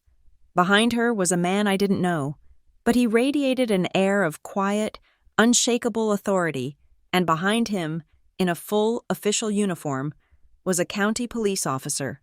Valerie's face went from angry to the color of ash. She physically recoiled, stepping back into the living room. What is this? Good morning, Mrs. Vega, Maya said, her voice clear and professional as she stepped past her and into the room. The two men followed, the officer placing himself by the door. I'm Maya Chen. I'm an attorney representing Myra Vega.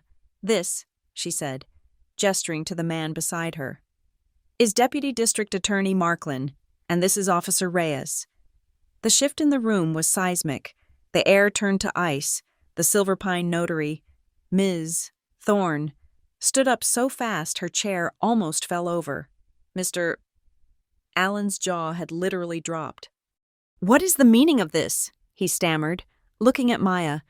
This is a private signing. Not anymore, Maya said.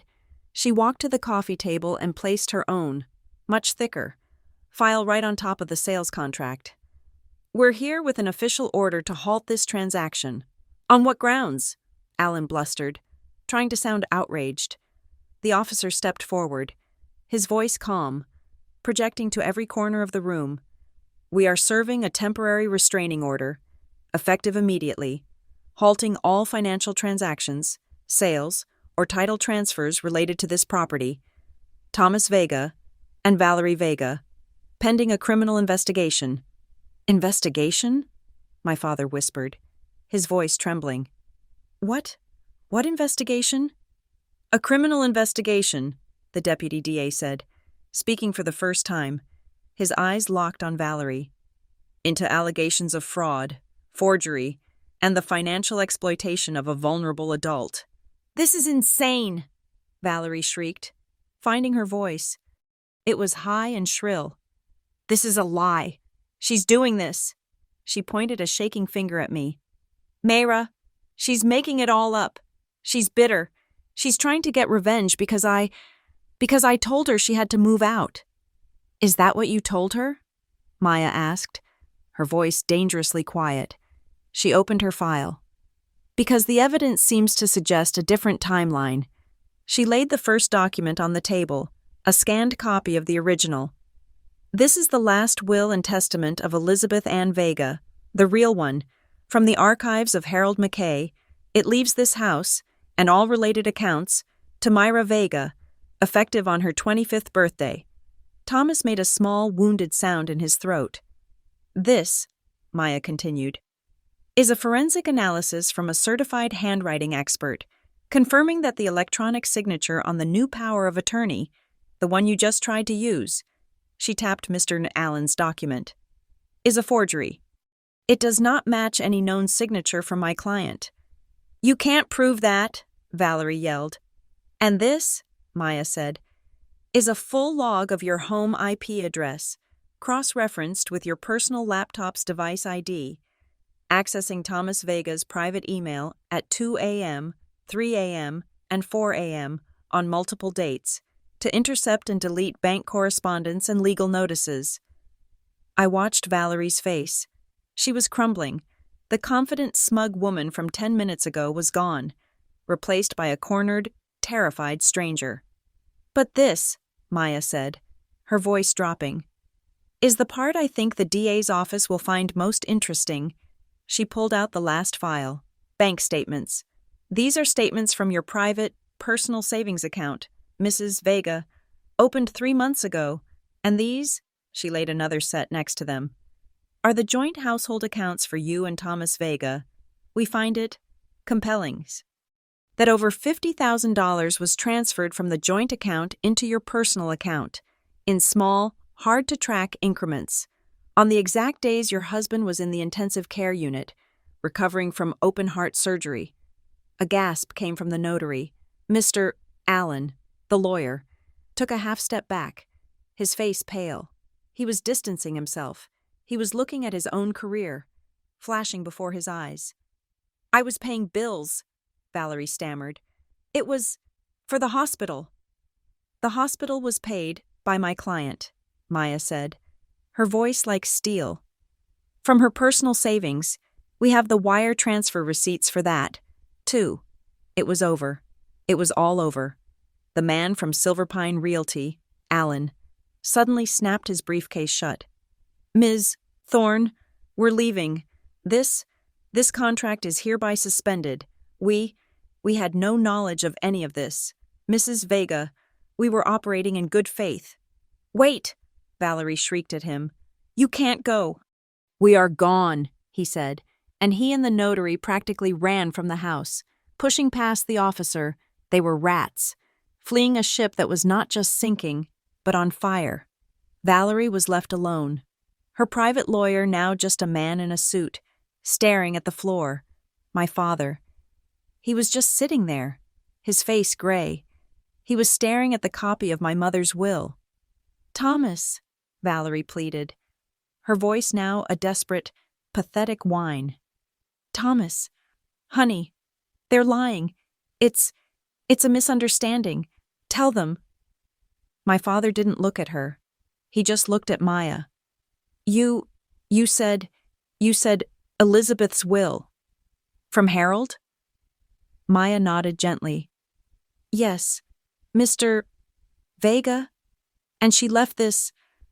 Her lawyer recorded it, in case anything ever seemed wrong. Maya reached into her bag and pulled out a small digital audio recorder. She pressed play, and my mother's voice filled the room. I want my daughter to have her own financial escape route, completely untouchable. I don't want a new wife to be able to touch this house. Not 1 cent. The sound of her voice, so alive, so clear, so her. It was the final, devastating blow.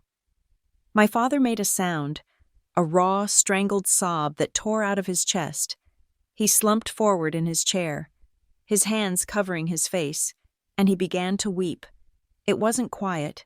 It was the racking, gasping, agonizing sound of a man who had not only failed, but had been a willing, blind accomplice to the desecration of his wife's memory.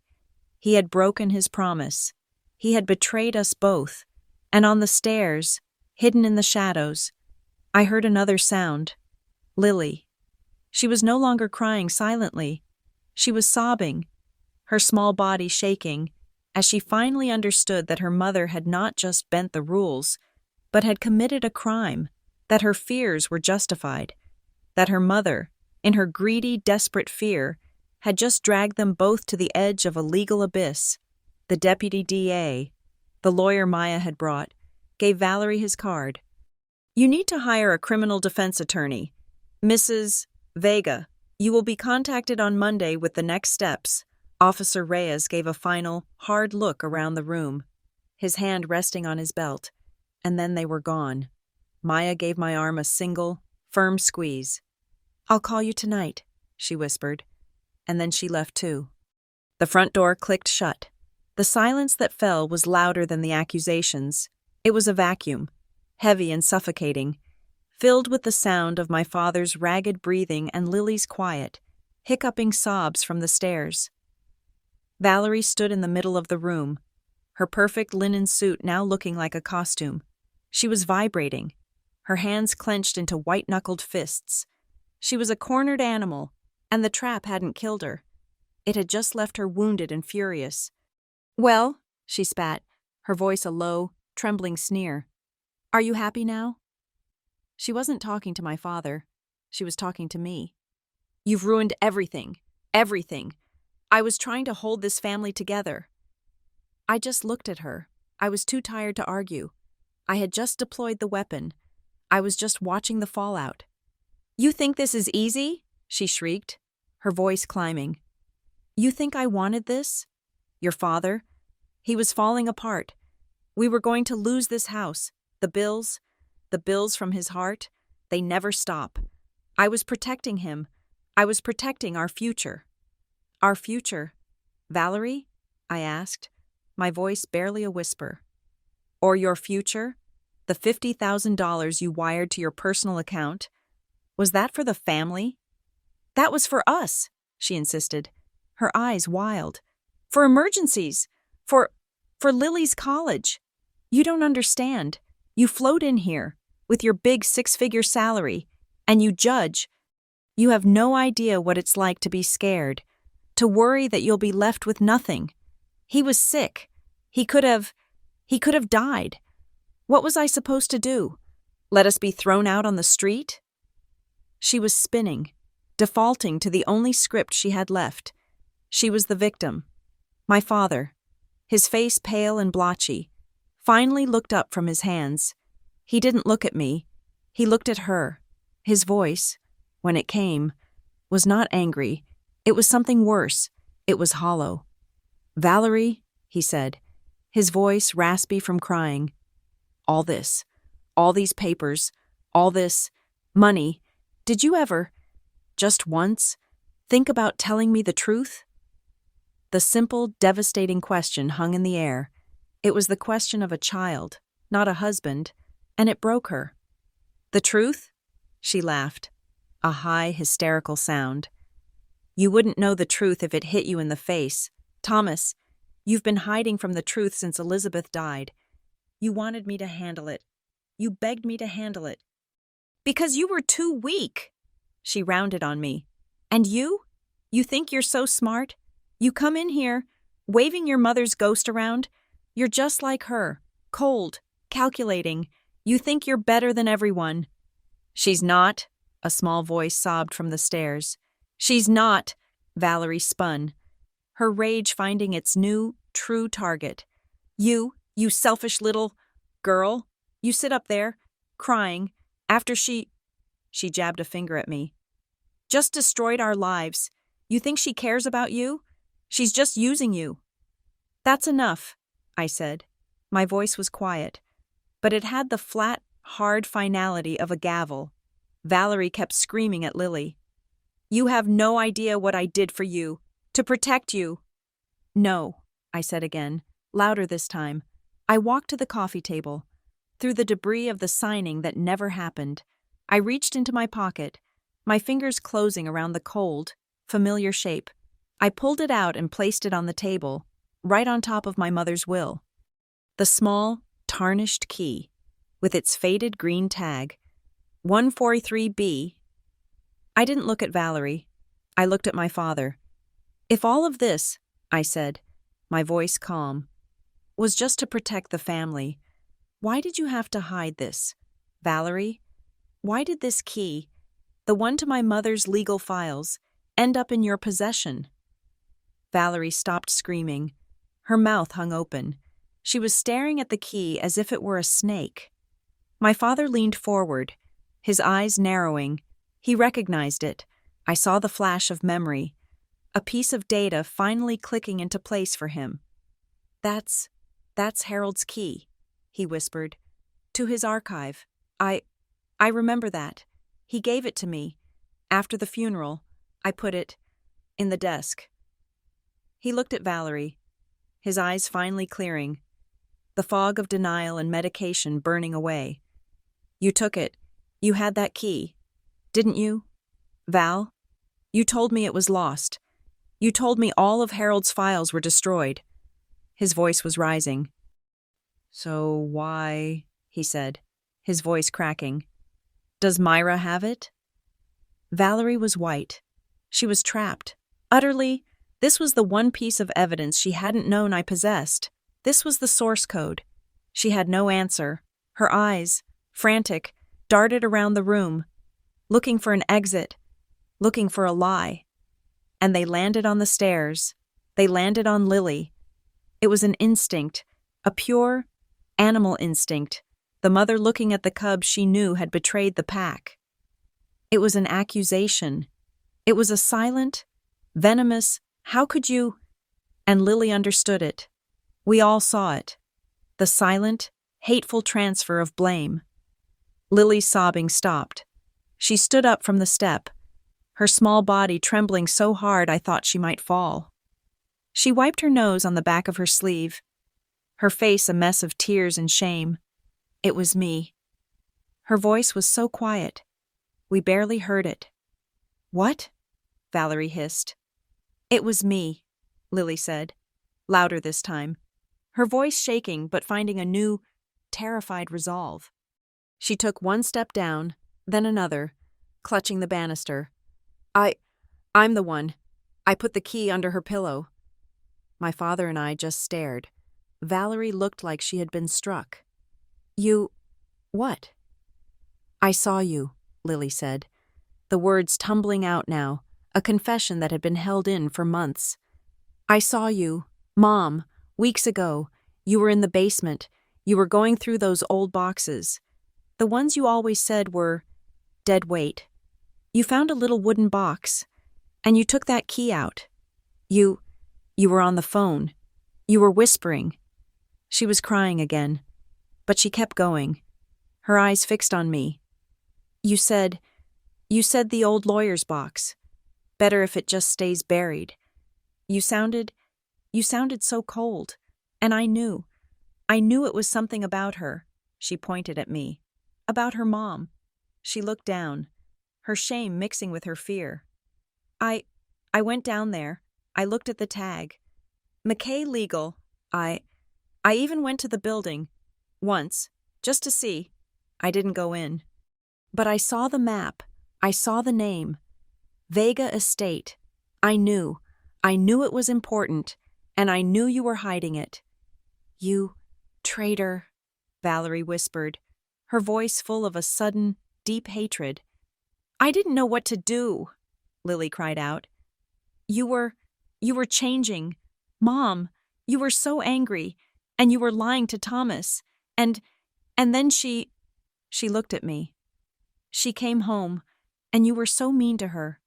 And then I heard the fight, the night you hit her. The room went dead silent. My father's head snapped up, his eyes wide, looking first at me, then at Valerie. He hadn't known. Of course he hadn't. He was asleep, Lily whispered. But I was in my room. I heard it. I heard the slap. And I was so scared.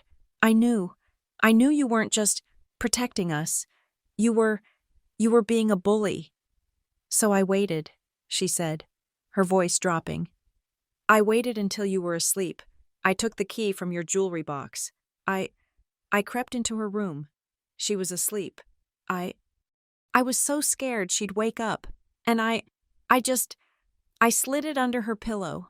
I thought if she had it, she's so smart. I thought she would know what to do. I thought she could make it stop. She finally reached the bottom of the stairs, her small body shaking, her confession hanging in the ruined air of the living room.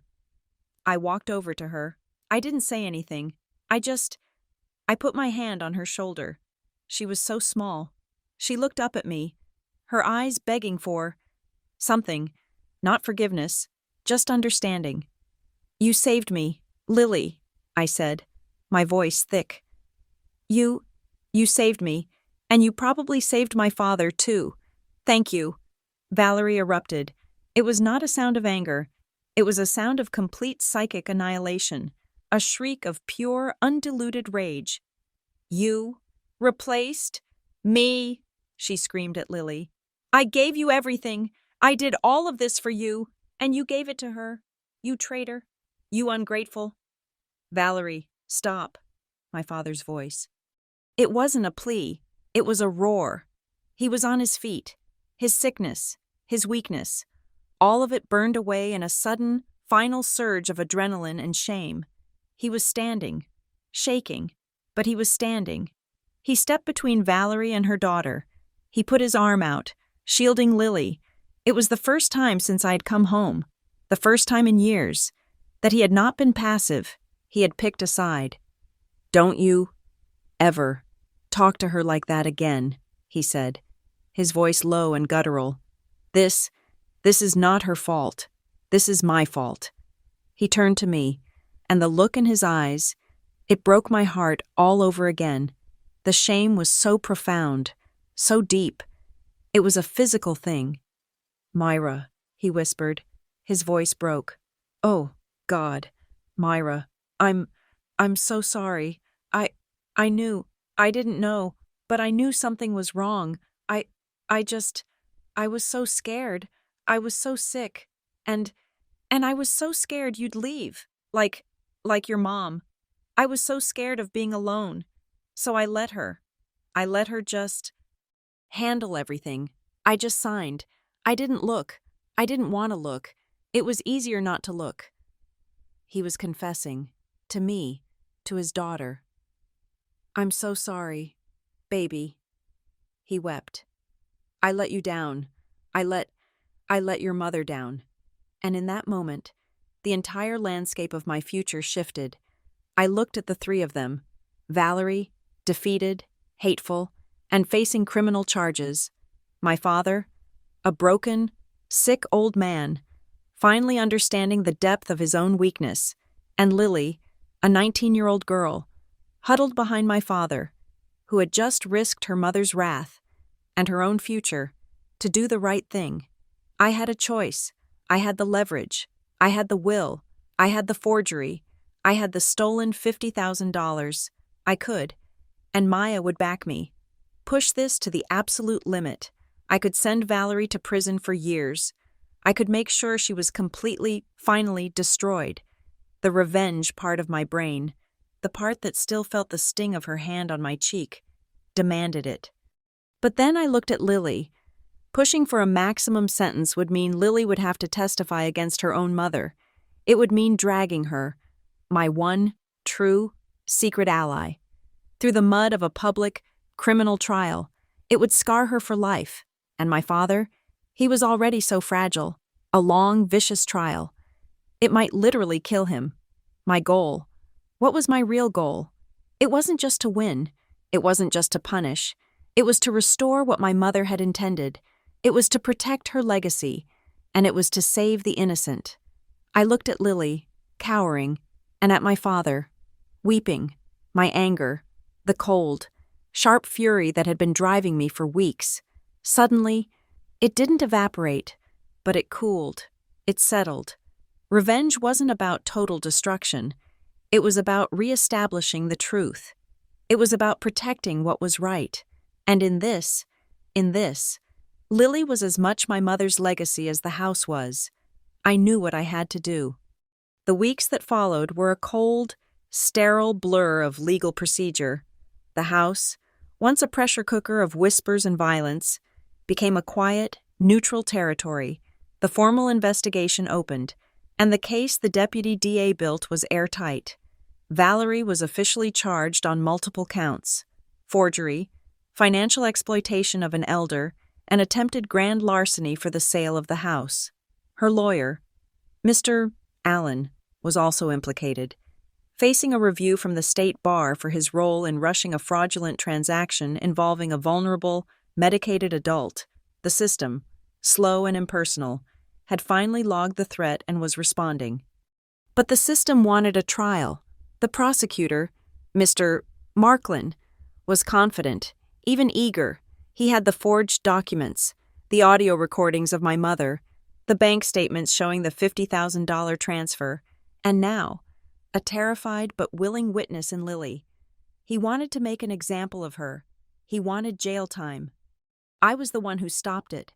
I kept seeing Lily's face, crumpled in terror on the stairs. I kept seeing my father, his health already so fragile, being forced to testify in open court about his own weakness and failure. I don't want a trial, I told Maya, who I had now retained as my official legal counsel. I don't want to destroy them. I want to correct the record, and I want her out. Maya understood. She arranged the negotiation. It wasn't a dramatic courtroom scene. It was a meeting in a beige, windowless office. It was me, Maya, Valerie, and her new court-appointed defense attorney, a man who looked tired and overwhelmed. Valerie had aged 10 years. Her hair was limp, her eyes were hollow, and the expensive linen suit was gone, replaced by a cheap department store sweater. She was no longer a predator. She was just a defendant. I spoke, and Maya provided the legal weight. The terms were not a negotiation. They were a surrender. 1, I said, my voice flat. You will sign a full, irrevocable quit-claim deed, relinquishing any and all interest in the house on Oakwood Drive. 2, Maya continued. You will sign a legal declaration, voiding the fraudulent power of attorney and acknowledging the last will of Elizabeth Vega as the sole, binding document regarding her estate. 3, I added, you will repay every cent of the $50,000 you transferred from my father's accounts. You will liquidate your personal savings, your stocks, whatever you have, until it is returned. In exchange, the deal was simple. I would inform the district attorney that we, the victims, preferred a plea agreement. She would plead guilty to the felony charges, but we would not advocate for the maximum prison sentence. She would still have a criminal record, she would still face sentencing, and likely probation and significant community service. But a long, drawn-out trial that would destroy Lily and my father would be avoided. Valerie looked at me, her eyes dead. She was looking for a trick, for the trap. She found none. There was only the cold, hard logic of her defeat. She signed. Her hand, the one that had struck me, was shaking as she moved the pen across the paper. That afternoon, she came to the house one last time. Officer Reyes, the same one from the signing, came with her, a civil escort to prevent any further conflict. She was allowed 1 hour to collect her personal belongings. It was silent. My father stayed in his bedroom. The door closed. Lily was at her new dorm. I stood in the living room, my arms crossed, watching her. She didn't cry. She didn't scream. She just moved with a grim, silent efficiency. Packing 2 suitcases with her clothes and makeup, she was a ghost being exorcised from the premises. When she was done, she walked to the front door. She stopped, her hand on the knob. She never looked at me. She just said, her voice a dry rasp, "You think you're so much better than me." "No," I said.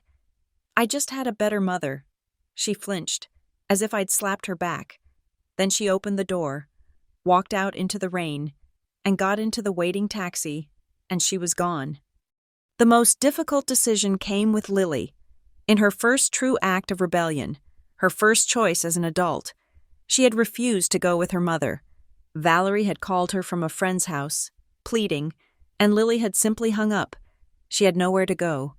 She sat with me and my father at the kitchen table, her small backpack at her feet. I enrolled at the community college," she whispered, her eyes fixed on the table. "Classes start next week. I can get a job. I can sleep in my car for a while, until I get a paycheck." My father, who was still only a shell of himself, looked at her. He saw a child, abandoned. He saw, I think, a version of me, a version of the girl he had failed to protect. "No," he said, his voice quiet but firm. "You will not.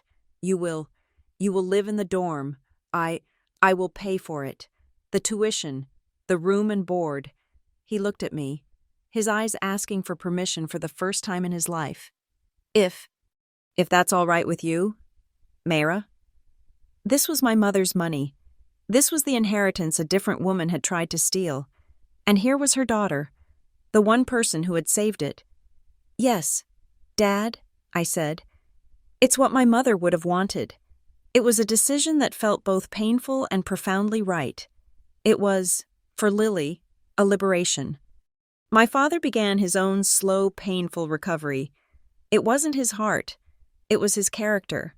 He started going to therapy, twice a week, sessions he paid for himself. "My therapist says I have delegated responsibility," he told me one night, his voice thick with a shame that was finally turning into self-awareness, "that I used Valerie as a shield, so I wouldn't have to be the one who wasn't your mother." He stopped saying, "I'm sorry." The words were useless. Instead, he started acting. He hired a new lawyer, one I had thoroughly vetted, and methodically, painfully. He went through every document, every account, every piece of paper that Valerie had touched. He undid everything. He signed the new, correct power of attorney, giving me full control. He signed the house, the investments, the trust, everything, solely, completely, and irrevocably into my name. He had finally, 10 years too late, fulfilled the exact terms of my mother's will. The real climax, the moment the war truly ended, was not the fight in the living room. It was in a quiet, nearly empty courtroom. Months later, it was a final, procedural hearing. I sat in the front row. My father, looking older but steadier, sat on my right. Lily, who had cut her hair into a short, confident style and was getting A's in her programming class, sat on my left.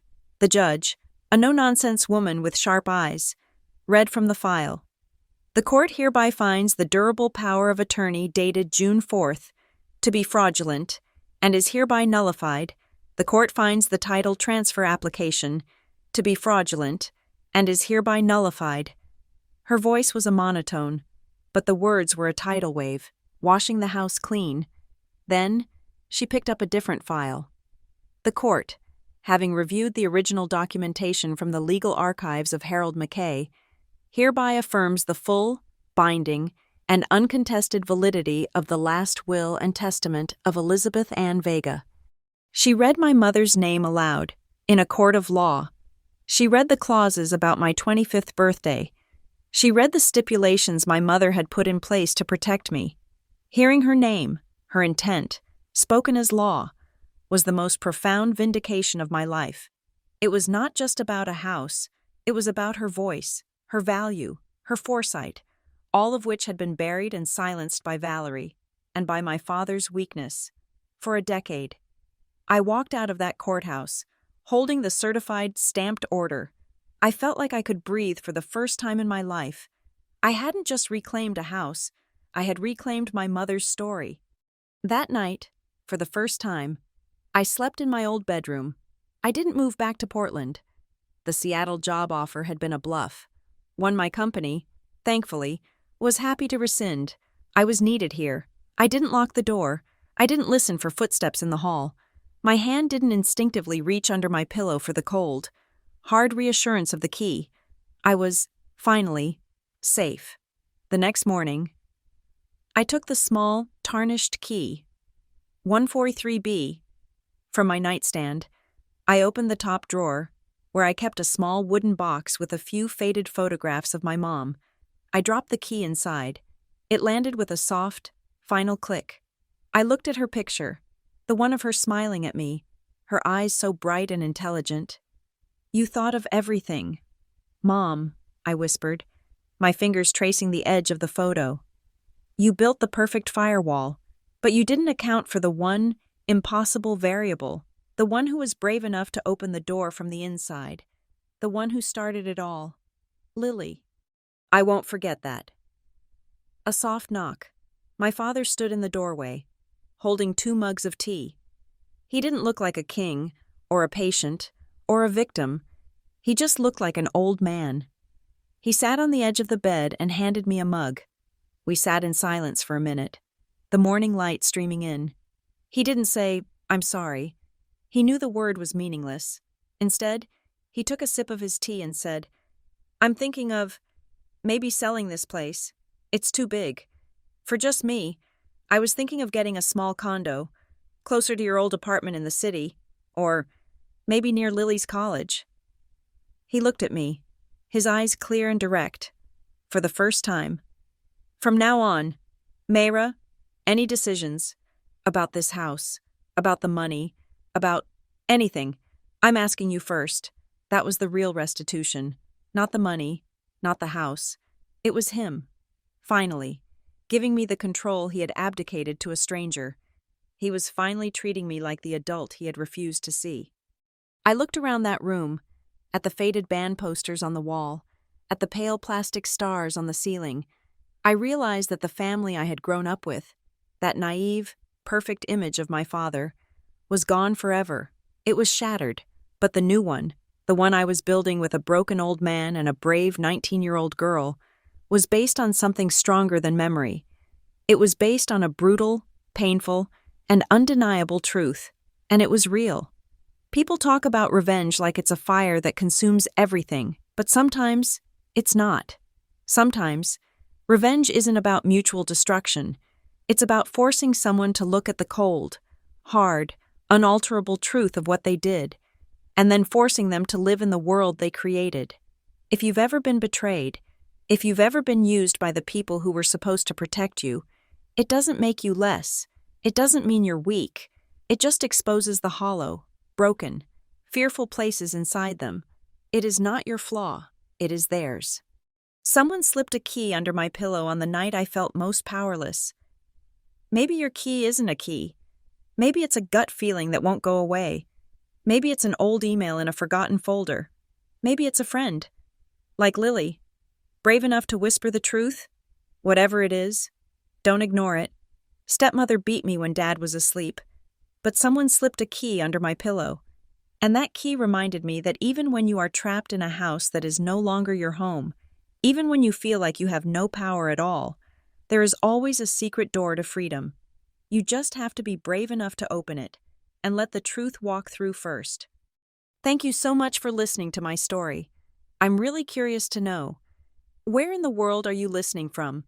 Let me know in the comments so we can connect and share our thoughts. Please subscribe to Lila Revenge Stories, like this video, and if you want to support us, hit that hype button so this story can be heard by more people.